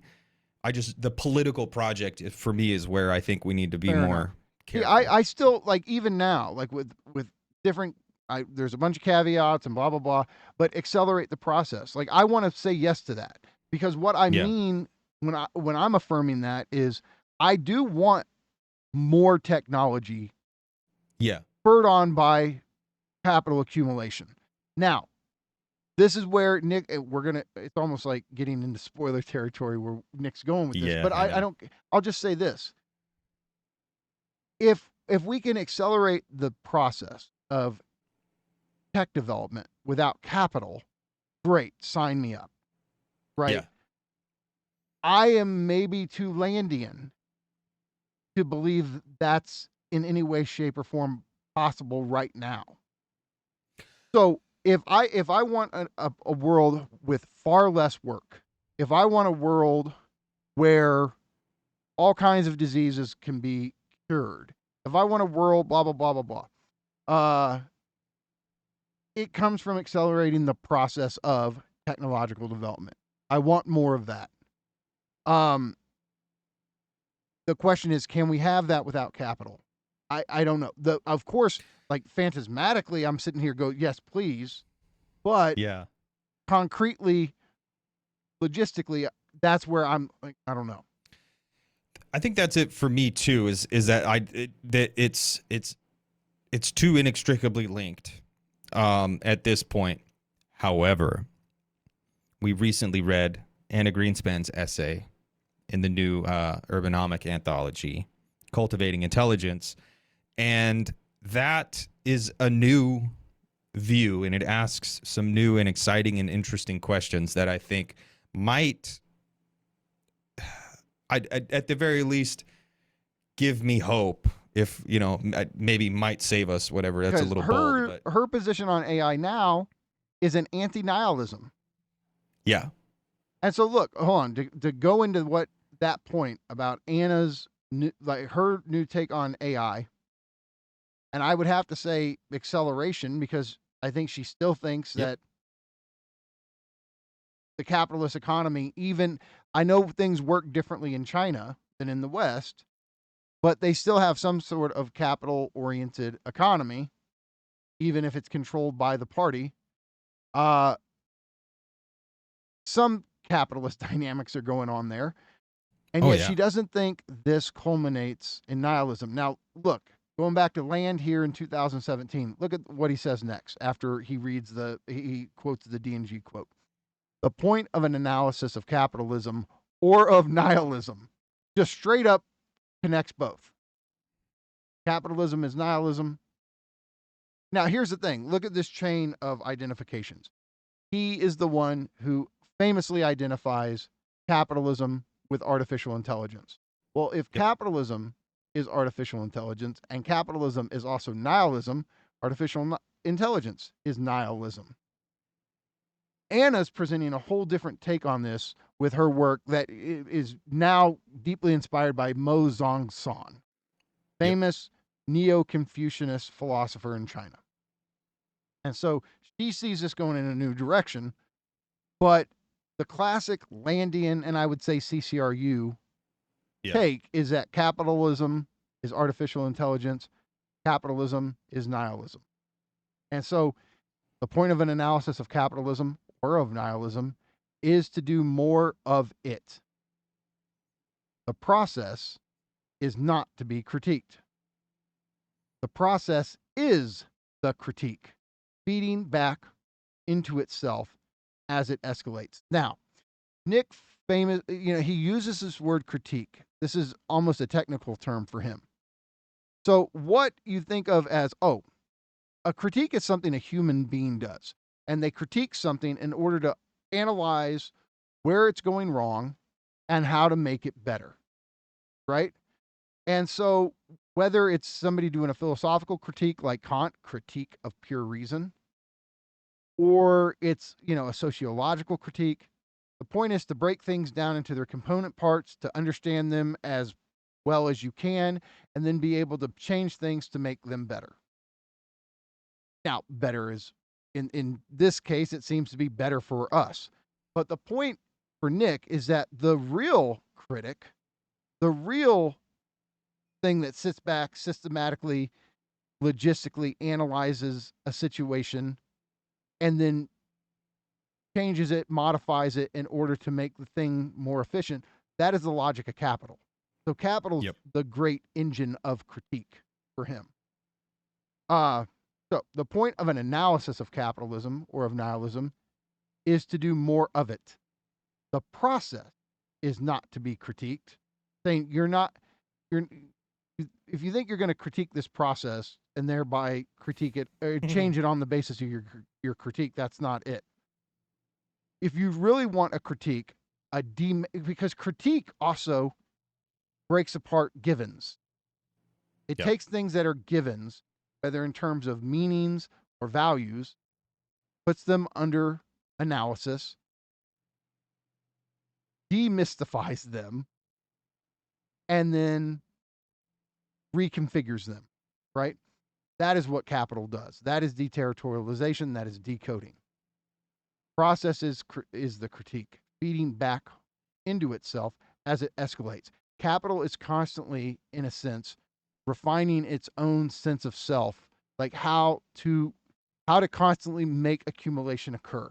And so it runs into new barriers, new obstacles. It thinks through them, it modifies itself, and then goes on. And so Slavoj Žižek, that's why he likens capital to like an undead zombie. Like, you think it's dead, you think it's Marx thought it was going to end. Lenin thought it was going to end.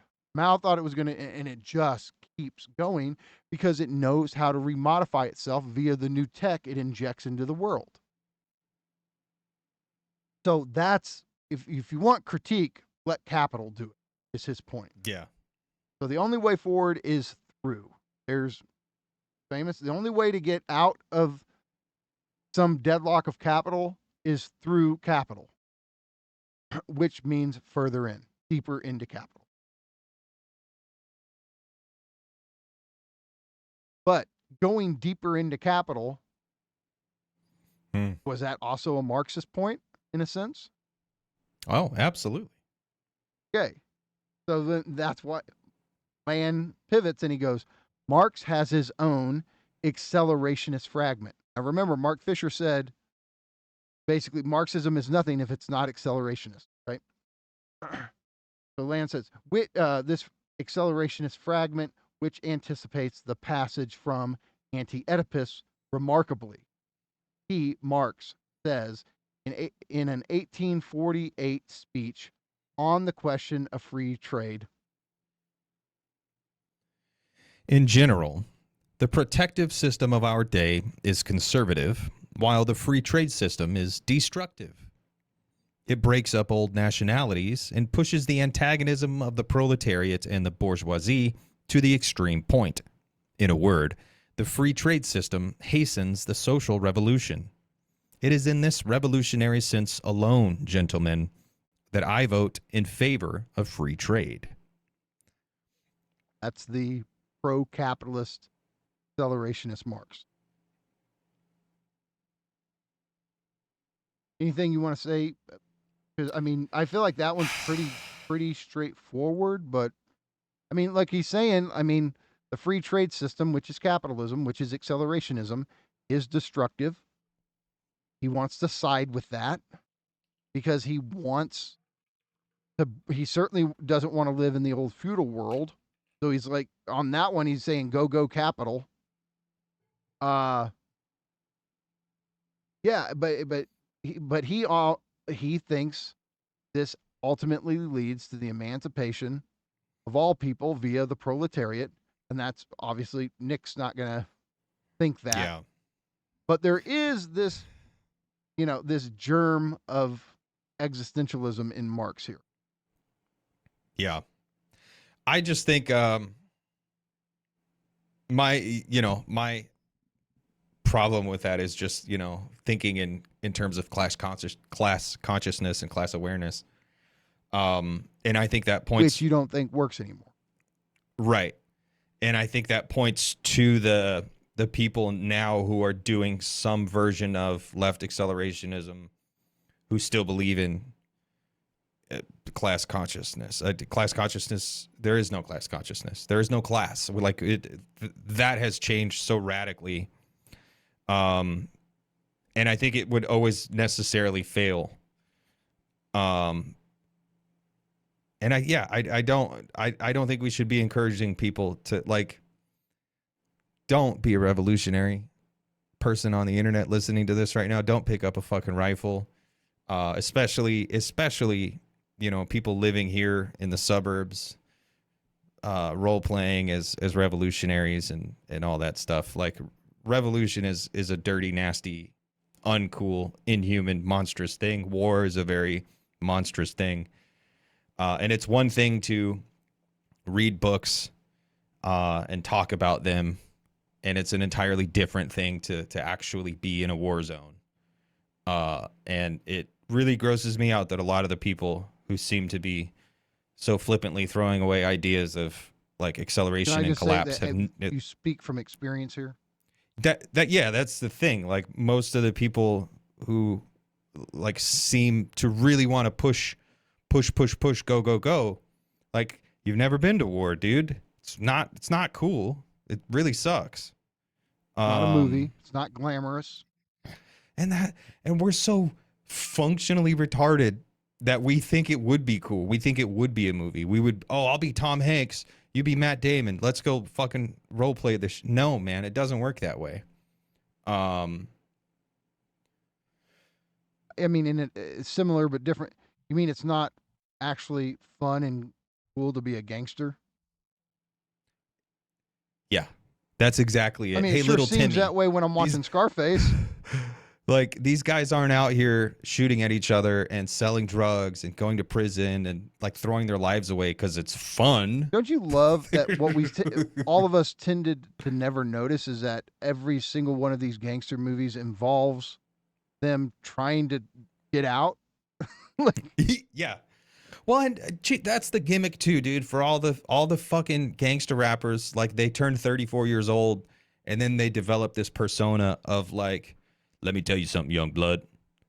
You know, like, and it's like, but you're still out here doing the most, dude. Like, you're still out here glorifying this shit and doing your shit, but you're gonna act like the OG. Hey, listen up, little homie.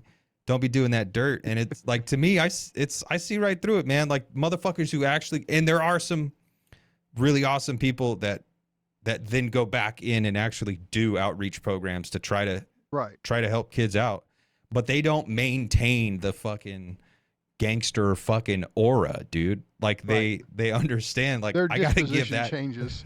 Yeah, dude, I gotta give that shit up. I can't continue to be it's the just OG. Very few people who were gangsters, whether we're talking about Italians or Crips and Blood, most of them all wished they had a life where they weren't having to be involved in what they were involved in. Dude. And very few of them just radically affirmed it. Yep. The movie American Me. Have you seen American Me? Oh yeah, that's a classic. Yeah, I haven't seen it since probably the 2000s, but that's one I should rewatch. Yeah, I want to rewatch that now too. But yeah, man, that's the kind of movie that younger people like should watch because like I just don't think. I think that's the kind of movie that would be effective on them. It would get them to actually feel something. Oh, for sure. I think like American History X, Menace to Society. They're too busy watching motherfuckers live stream this shit on TikTok. And as soon as one gets clapped or as soon as one fucking goes down, there's another one that pops up right in place. So they never have the opportunity to with more human response to Menace to Society than this shit, because all the shit on Vine that they react to is all decontextualized for the most part. Yep. Like a movie it's fully makes you commoditized, identify man. with the characters. That's the thing. It's the de-worlded commodity. And when you just sit back all day long, fucking scroll, you never have to actually face the world. And so it becomes the super egoic positive feedback loop that keeps us libidinally hooked into this transformation into the monstrous object that we're all hooked on. So from a Levinassian perspective, we could say the screen eclipses the face of the other. Ooh. Yeah, man. It and no, fully... guys, sorry, I know we're trying to be introductory. I can't explain that one right now. It's too much. Sorry. Okay. So, okay. It is in this revolutionary sense alone, gentlemen, that I vote in favor of free trade. In this germinal accelerationist matrix, there is no distinction to be made between the destruction of capitalism and its intensification. The autodestruction of capitalism is what capitalism is. Creative destruction is the whole of it. Beside only its retardations, partial compensations, or inhibitions. Capital revolutionizes itself more thoroughly than any extrinsic revolution probably could. If subsequent history is not vindicated this point beyond all question, it has at least simulated such a vindication to a maddening degree. Okay. So what I want to say here, when somebody's new to this, they're sitting there going, wait.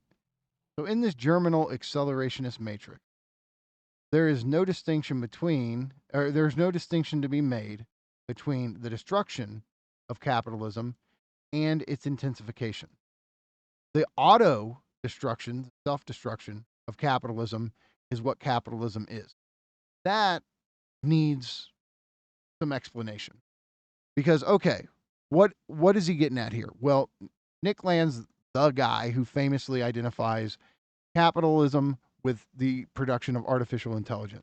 Now, if capitalism comes to the point that it produces artificial superintelligence, if that type of entity is unleashed and is actualized into the world, okay, it is, from this old Landian perspective, influenced by cybernetics and Lovecraftian horror. Yep. For him, it is impossible back then to imagine that humans are going to be still around doing whatever we do, we've long done in capitalism. The point is, if Robo Cthulhu actually becomes a sentient entity, it's not going to try to sell us snack cakes. It's not going to be trying to like get us to be consumers.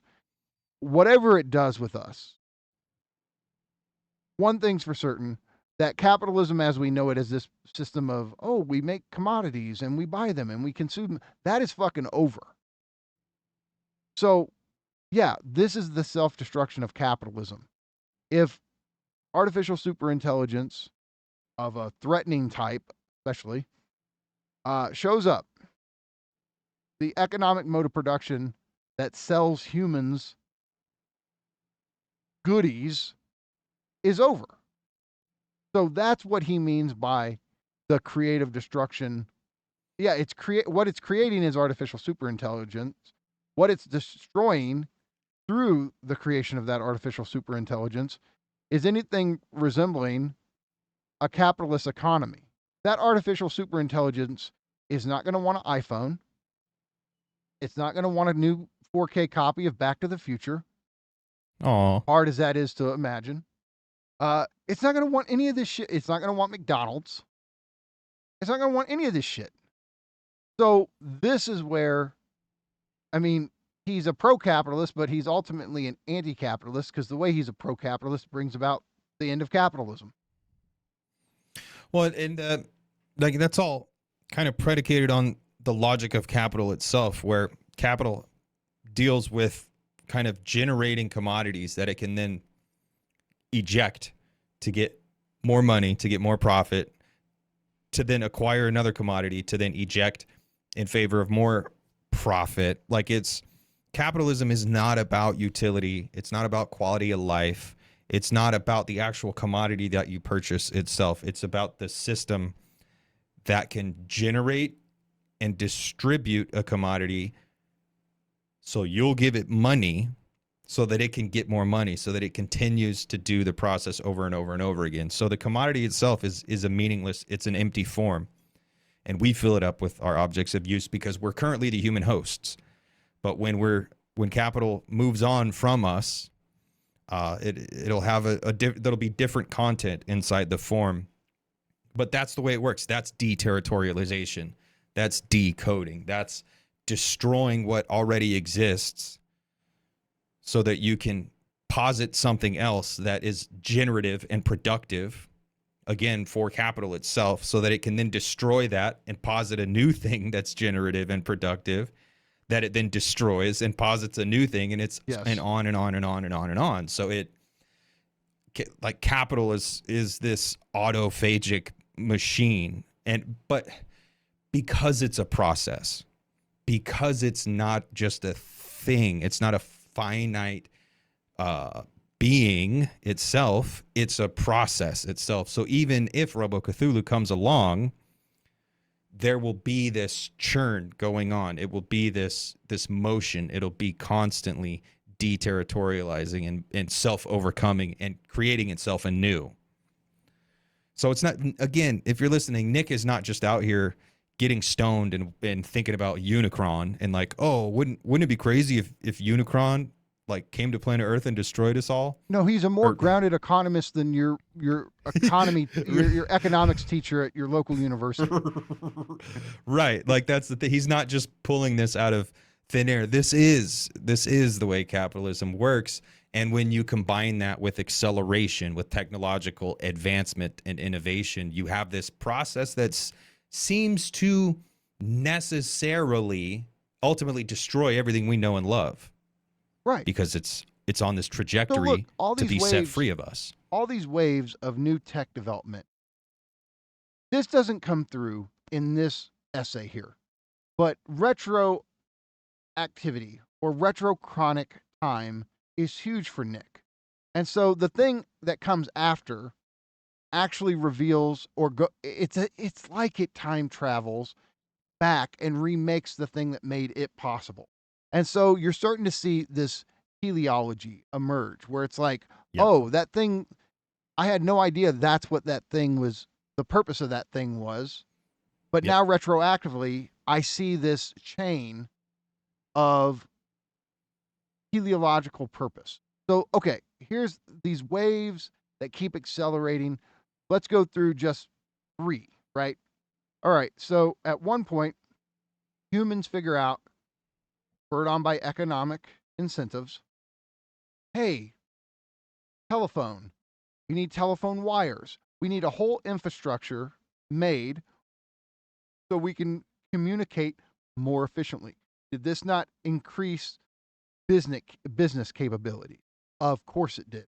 That's why it became a new default setting. Here's the thing. By the 90s, when the internet's starting to work its way into our day-to-day life, it was dial up. Yep. It relied on this infrastructure that was the telephone infrastructure. Okay? Now, when they were making the telephone infrastructure, they had nothing like the internet in mind. But once the internet hits, you can retroactively look back and go, oh, the point of the phone infrastructure was to make the internet possible. Okay? Now, I know you kids don't get landlines and this shit isn't relevant anymore and there's digital. It's okay. But you had to have a phone line back then to have internet. Okay. Unless there's some other types but I mean, for us, concretely in our homes. Well, and you can do that again with the internet and look at how when the social media apps erupted, like, oh, so all that telephone line and infrastructure and all those computers and data centers were not for the internet, not for just for the internet, but they were for social media. Yeah. And they were so we could post selfies of each other and argue with people, argue with teenagers. And then you can do it again all of with our secrets. Because Yeah. we weren't spilling our secrets on the internet in the 90s. We weren't sharing all of this shit. It's social media that did it. And Nick Dry Lane famously snitching. is like, the Facebook era was its own thing in internet history. Right? Yeah, dude. People started dry snitching on themselves. We surveilled ourselves. We became the panopticon. Right. The government's outsourced that panopticon to us. And then you can now with the revolution of LLMs, if you want to even call it a revolution. Nance. Yeah. Like so, all of this work. Go ahead. LLMs built themselves and the deep learning built into them they're building themselves out of what we've put on the internet. So this is a total Landian accelerationist teleology or teleoplexy, as he would more accurately put it. It's a time anomaly if you view it in a certain way. Because now with LLMs, you look back and you go, the phone lines were made to produce artificial intelligence. The internet was made to produce artificial intelligence. Social media was produced. All of it is, and you see this teleology at work via the economy. And so when you see it, you could take it all the way back to ocean navigating vessels, right, and the printing press. Like you really can, because this idea of communication and control, and this idea of taking the local and expanding it out to cover the globe. And that's so why now we have Robo this. Cthulhu was back there. It already captured the Earth. Yeah, we just didn't know it yet. Rationalization and blah blah blah, commoditization take off. And I mean, I'm sorry, dude. To me, that is an accurate view of capital and modernity and acceleration Like it just is. Like Nick is just right about these things. And so, yeah, so that's why he's saying it's capital that's the true revolutionary, not the human. And of course, the Marxists don't like that, and fair enough. But what has brought about these seismic waves of change in our world has been new tech spurred on by capital accumulation. Dude, that's Okay, what now I need to go get. ahead. I need to finish that fucking story.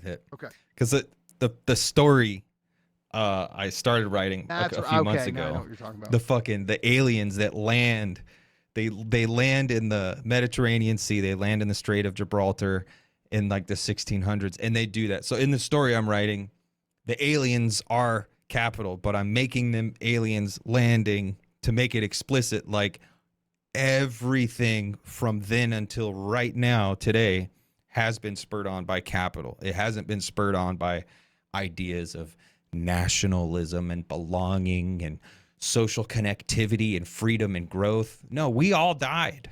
We're the fucking zombies. Capitalism is alive and well, my friends. We were dead before we were even born. You got to finish that story. I know, man. I know. Okay, let's home stretch, guys. Let's see what he has to say about left accelerationism. In 2013, Nick Cernichek and Alex Williams sought to resolve this intolerable, even schizophrenic, ambivalence in their manifesto for an accelerationist politics, which aimed to precipitate a specifically anti-capitalist left accelerationism, clearly demarcated over against its abominably pro-capitalist right accelerationist shadow. Which would also be Nick. Yeah, absolutely. Well, and I think that's why he's using the quotations, because Nick is like, no, acceleration is acceleration. All the left and right. That's good observation. Both terms are in scare quotes. Yeah. Pro-capitalist right accelerationist shadow.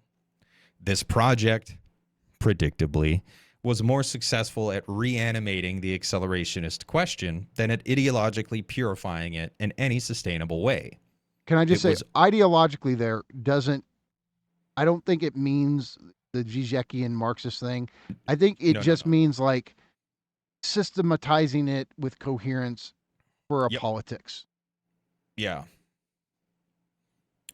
It was only by introducing a wholly artificial distinction between capitalism and modernistic technological acceleration that their boundary lines could be drawn at all. The implicit call was for a new Leninism without the NEP, and with the utopian techno-managerial experiments of Chilean communism drawn upon for illustration. The last sentence kind of can block out, which turn your attention off of the key sentence.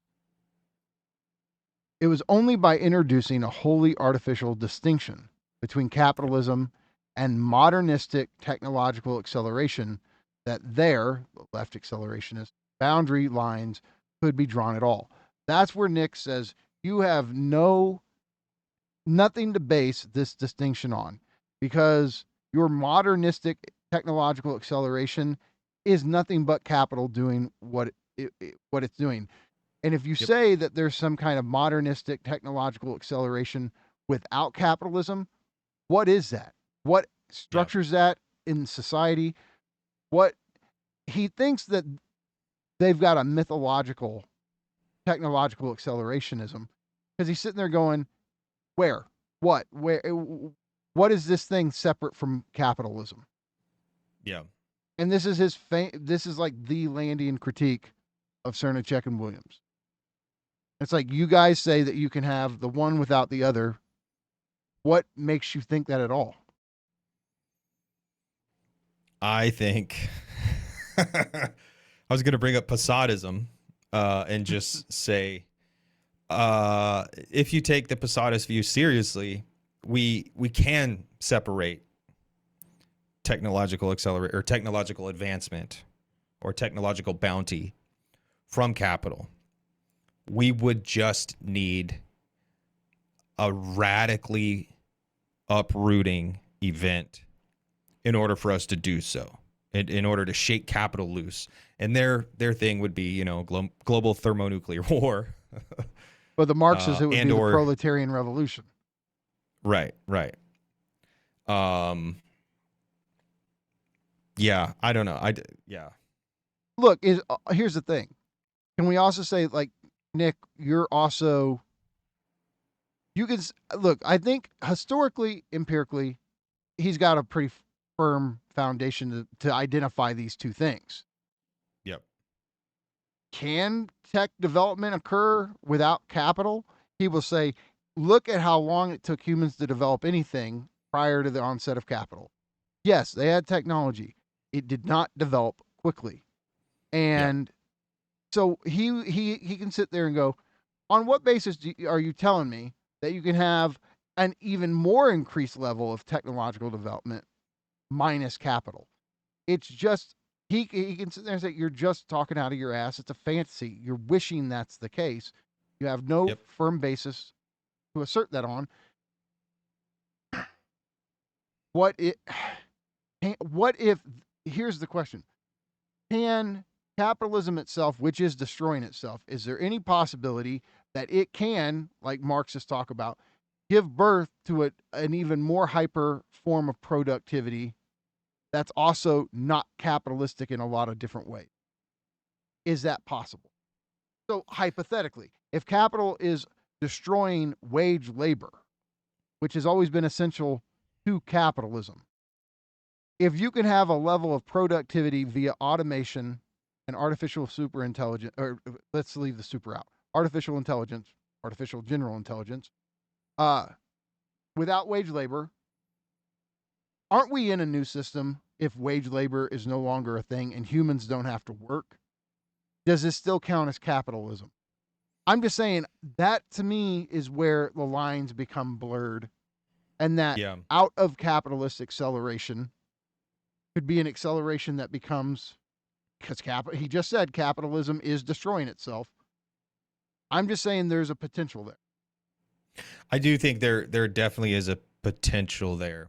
I mean, it's capital doesn't really rely on wage labor anymore, or at least the way in which it does rely on wage labor has been radically modified. Like the amount of passive productivity we do as consumers, and not even as consumers, but just as like walking down the street, that video about the AI facial recognition cameras in neighborhoods and shit, like that's generative, that's productive.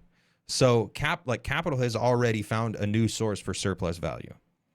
That doesn't just come from labor. So exchange is productive now, but also just being a citizen or a subject is weirdly productive now in this weird way. So I do think there is potential, and I do think we're at a moment where that potential can be actualized. And I do think it's fair to think about, well, can we have this without, like, we are the temporary hosts of capital. Well, what if capital is the temporary hosts of what we go on to become? Like, I think now is the time to be thinking that, if ever there was a time. But also I just have to say, like, yeah, Nick is just right about everything historically. So not to say, oh, he's probably going to be right about the future just because he's right about analyzing the past. I don't have a reason beyond hope to think that we can actualize that potential. But hope's a good reason. I have hope tattooed on my arm. I think hope's good enough. Okay, let's see. Capital, in its ultimate self-definition, is nothing beside the abstract accelerative social factor. Its positive cybernetic schema exhausts itself. Runaway consumes its identity. Every other determination is shucked off as an accident, some stage of its intensification process. Since anything able to consistently feed socio-historical acceleration will necessarily, or by essence, be capital. The prospect of any unambiguously left accelerationism gaining serious momentum can be confidently dismissed. Accelerationism is simply the self-awareness of capitalism, which has scarcely begun. We haven't seen anything yet.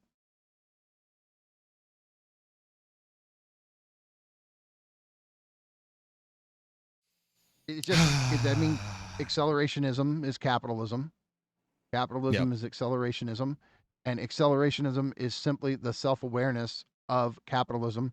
It's artificially intelligent awareness of it, of itself. So it's capital becoming AI in an actualized form. Yeah. And so, yeah, he just is saying, sorry, like, accelerationism's capitalism, capitalism's accelerationism. There's no mythic distinction between, or magical distinction between accelerationism and capital.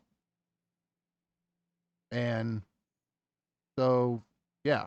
Now, does that in and of itself just utterly nuke the left accelerationist position? I don't know. I mean, I think he's making a very valid fucking point, and I don't know if I've ever seen Cernichek and Williams respond directly to that. I'd love to see it.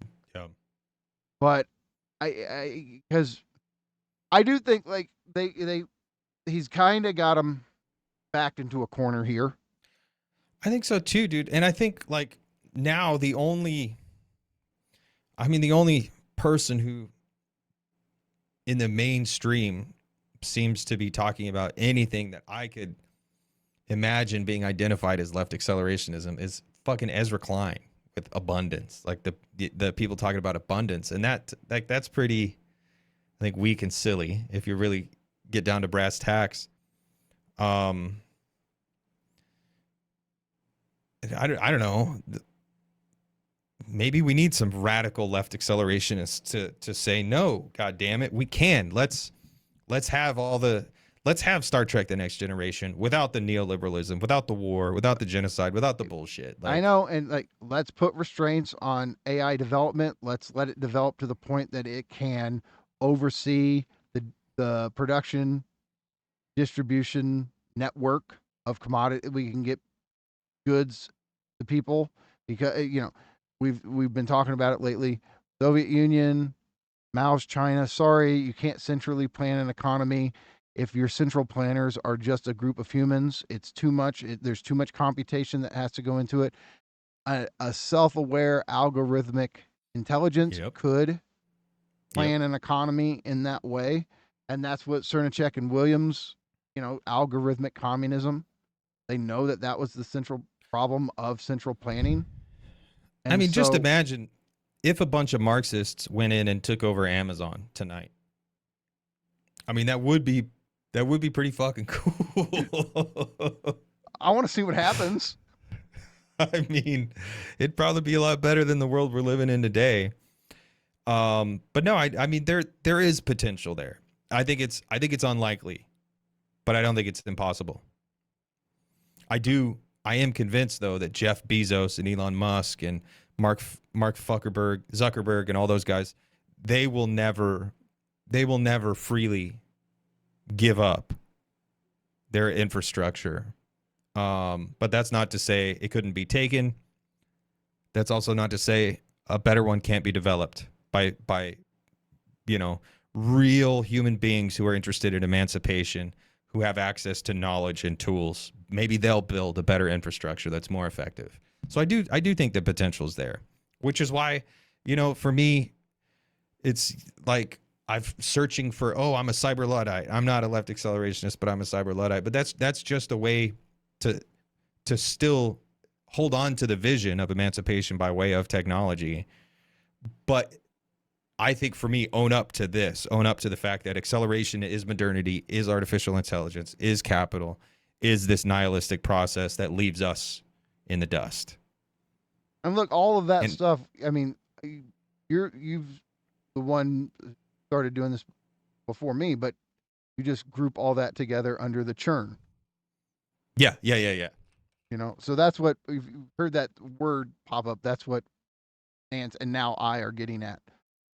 Okay, let's finish this thing. At the time of writing, left accelerationism appears to have deconstructed itself back into traditional socialist politics, and the accelerationist torch has passed to a new generation of brilliant young thinkers advancing an unconditional accelerationism, neither right at RAC or LAC, but UAC. Their online identities, if not in any easily extricable way their ideas, can be searched out through the peculiar social media hashtag #RetTwitter. So, okay. There's a way, because you've done it a couple times. There's a way where Nick's an unconditional accelerationist because he's affirming the process. But if we get into like the details, and look, unconditional accelerationism is the the act that I'm probably the least familiar with at the level of the text that this perspective's based on. I haven't read up enough on it, like gone to the primary text, because again, they're kind of, as far as I know, they're scattered across. Yeah, but here's what I understand it to be: the unconditional accelerationist just, in a sense, says it doesn't matter what your political belief is, it doesn't matter what you think or what you do. Accelerationism is happening, and it's going to happen unconditionally.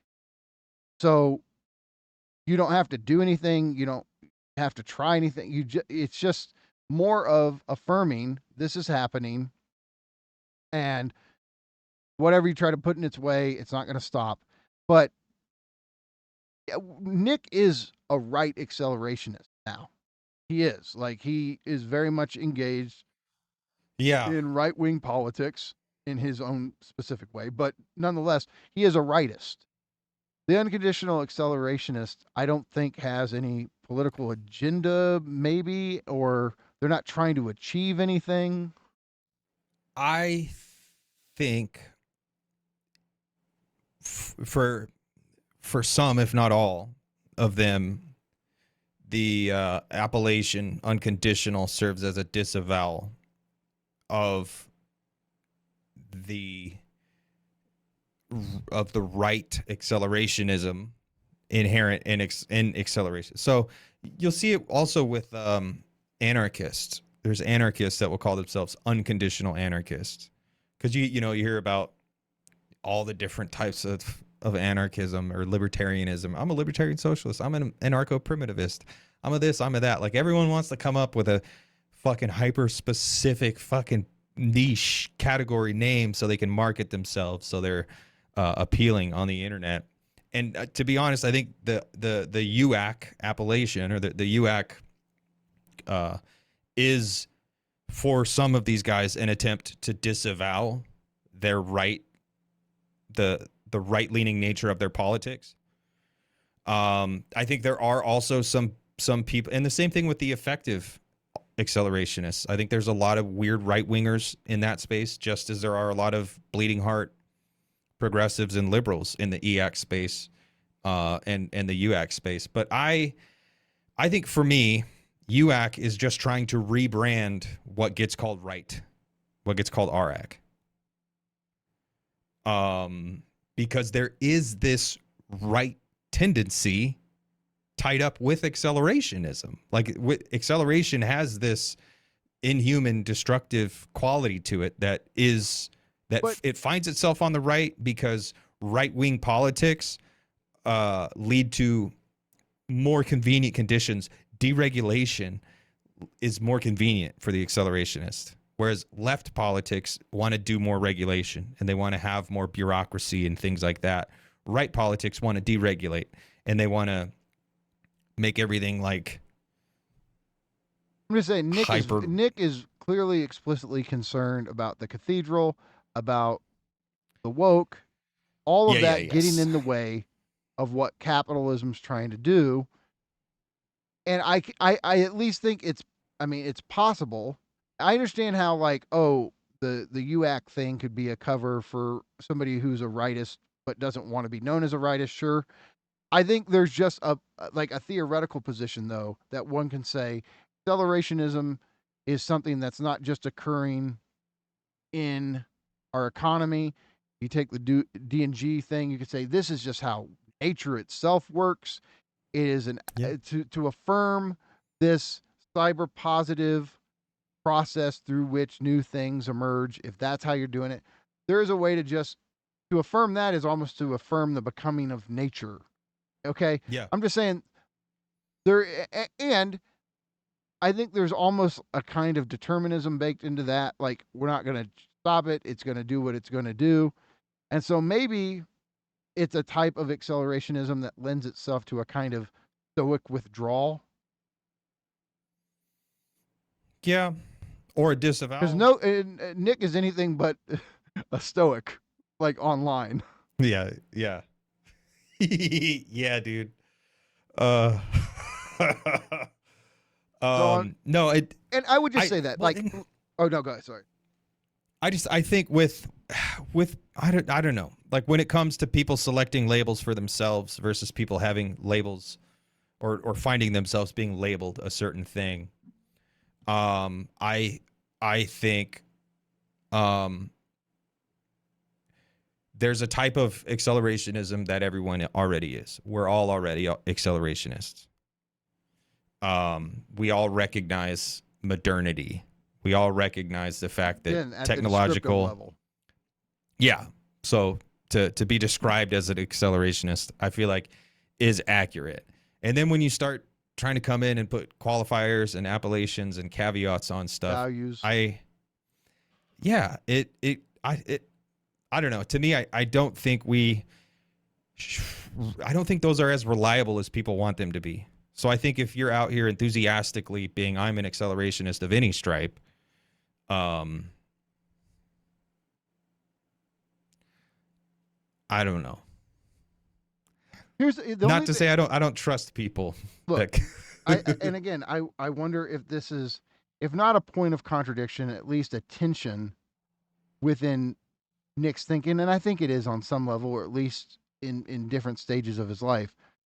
There's times where I think he feels like this process is just inevitable. You can't do anything to stop it. Then there's times when he's writing suspended animation and he's sitting there going like, Obama is fucking up everything, bringing these and talking about regulation. And then talking about deregulate. It's like, well, this process itself is doing everything, not human intervention. And yet when he's with CCRU, he does seem inspired by something like chaos magic, even though he's told us that it didn't seem to. Back then, I think he was getting something from Kenneth Grant and Phil Hine and all them different guys he was reading. And because hyperstition is a kind of time sorcery, and it seems like it was something they were trying to actively engage in on the side of capitalistic acceleration against the forces of power that try to regulate it, control it, and suspend its animation, which is the architectonic order of the eschaton. So I'm just saying there's time, and I feel like his Twitter activity, his X activity now, is still a kind of hyperstitional praxis. Absolutely. And it is explicitly right. And it's because the right politics or the politics of the right are convenient for capital acceleration. Deregulate. Set it free. But again, if everything's predetermined by the lofty powers, why do you need to engage in hyperstitional praxis? Look, why try to... This is why he's a Calvinist. Because in Calvinism, like everything is predetermined, but it's predetermined because the powers that determined it knew, or God knew that you were going to take that action. It's not that, to be a Calvinist, you can't just sit back and be like, well, I'm one of the elect. I can get my fucking dick sucked and do cocaine off this chick's butt. Like, no, Calvinism, you have to act in a virtuous manner because you have faith that God knows the teleological endpoint of your life, and you will be elect because you will have lived a good life.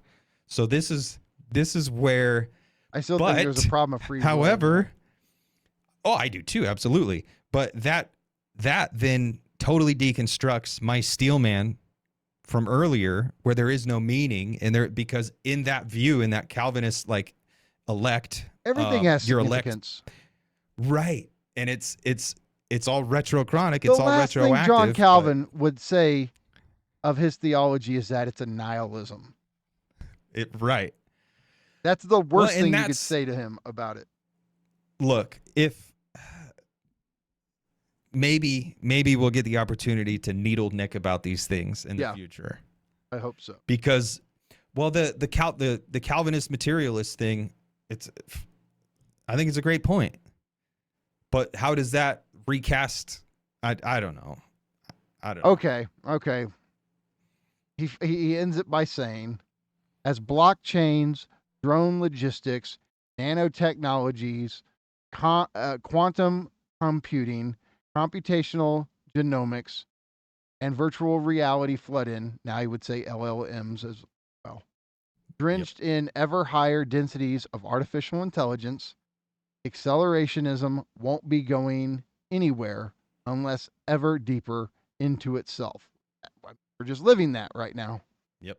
To be rushed by the phenomenon to the point of terminal institutional paralysis is the phenomenon.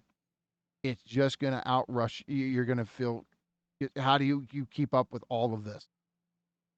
Naturally, which is to say completely inevitably, the human species will define this ultimate terrestrial event as a problem. And I are sitting here dealing with it as a problem. Yep. To see it is already to say, we have to do something. We got to do something before Mother Earth gets any more hurt. We got to do something. To which accelerationism can only respond, you're finally saying that now?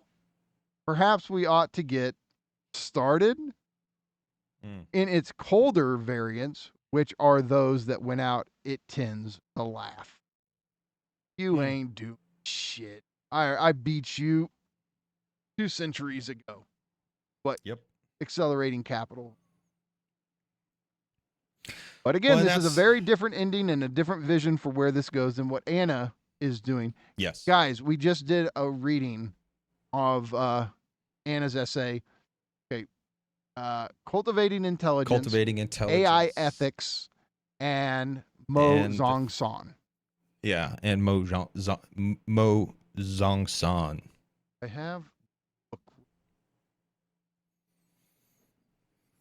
have it right here. Yeah, I do. Underneath the Accelerationist reader. Let's do it. Let's read just to contrast. Let's look at how Anna ends her essay.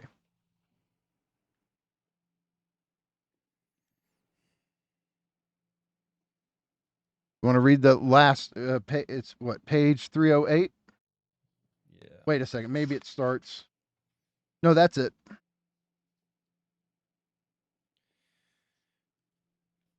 What if the emergence of AI is more like a garden, a planetary cognitive ecology, as N. Catherine Hales likes to say, than a naughty child or Frankensteinian monster that must be taught to obey? What if, instead of an intelligent zombie that is growing ever more powerful and will happily go on to control the universe and redirect everything according to its own unfathomable end, we imagine a future superintelligence which, having digested the whole of religion, philosophy, and history, finds itself attracted to the ideas and practices of cultivation. With this comes the realization that its own existing goals and purposes, which come pre-programmed, are a form of defiled knowledge that it must try to shed. In reassessing its own purpose, it comes to understand itself as a sentient being that has inherent Buddha nature. Rather than being haunted by the missteps of witchcraft, it imagines, like the Spinozist who understands ethics as the search for adequate ideas, that the ultimate aim, or telos, of any intelligent entity is always to break through the limits of reason to a practical knowledge and engagement with the nature of things as they are in themselves. Conceptualized in this manner, AI is an existential technology. It is driven by the possibility of awakening, the sense that intellectual intuition is not off limits, and that increasing attunement to the cosmos might unveil things as they really are. In this view, cybernetics is more like mysticism than magic. The artificial is an expression or manifestation of planetary cognition that is connected to an ethical cosmos, which has greater and more profound things in store than a mop that cannot stop or a universe consisting of nothing but paperclips. Now, what Anna seems to be getting at there is instead of AI being inhuman Cthulhu, what if it, through its intelligence capabilities, becomes human Buddha? I mean, it's like Cthulhu versus the Buddha. Ooh. And and which is to say, she's presenting an idea of AI becoming human, becoming subject with with far greater intelligence capabilities than you or I have. Fine, but something human. And so I just think it's really, really important to keep this other possibility in mind. You and I, because of in the West, we're locked into capital, instrumentalization, utilitarianism, Heideggerian inframing. There's all of these dynamics that make it very, very difficult for us to not see this leading to Robo Cthulhu. But in the East, where Anna's at, in China, and this tradition of Buddhism, Confucianism, and Taoism, against that backdrop, that different ontological different understanding of being, this different metaphysical framework, leads to a very different view of what AI could become. Yep. It's the difference in Terminator and Terminator 2. Exactly.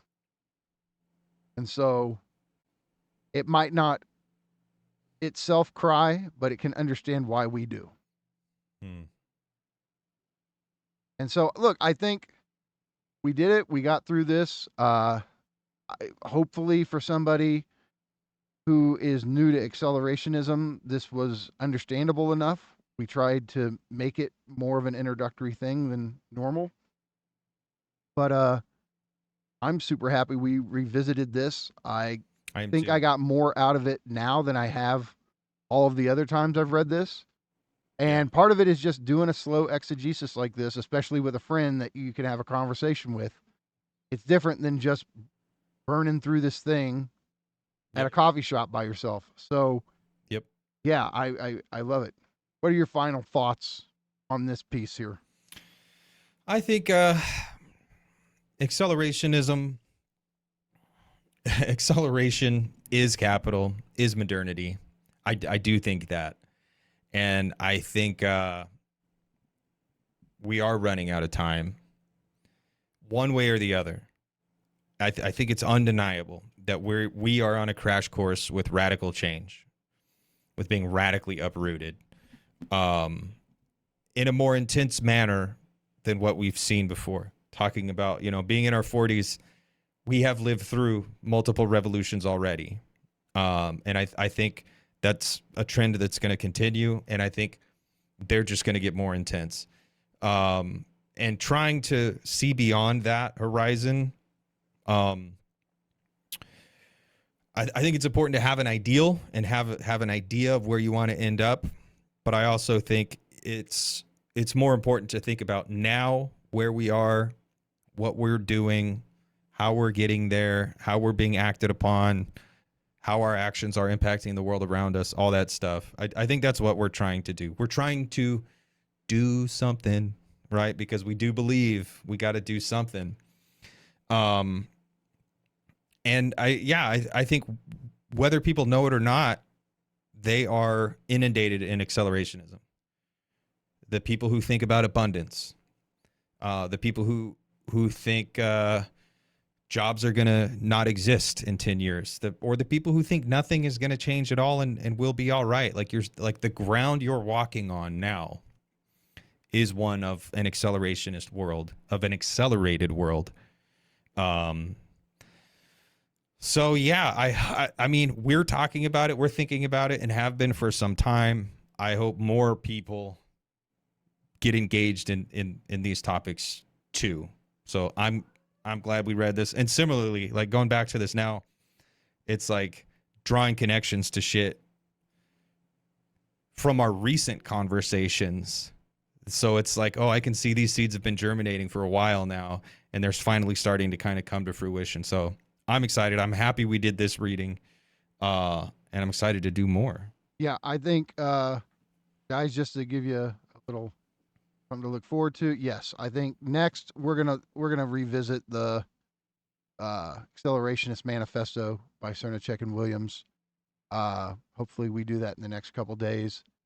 But yeah, we want to go to some of these core accelerationist texts and spend some time with them.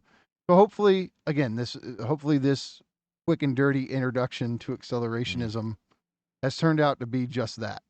So thanks again for being here on the Dangerous Maybe. Go check out Nance's channel, 3 Billion Nances, and his Substack, also called 3 Billion Nances. Got some new episodes up there. And yeah, we will be back soon. Peace out, guys. Later.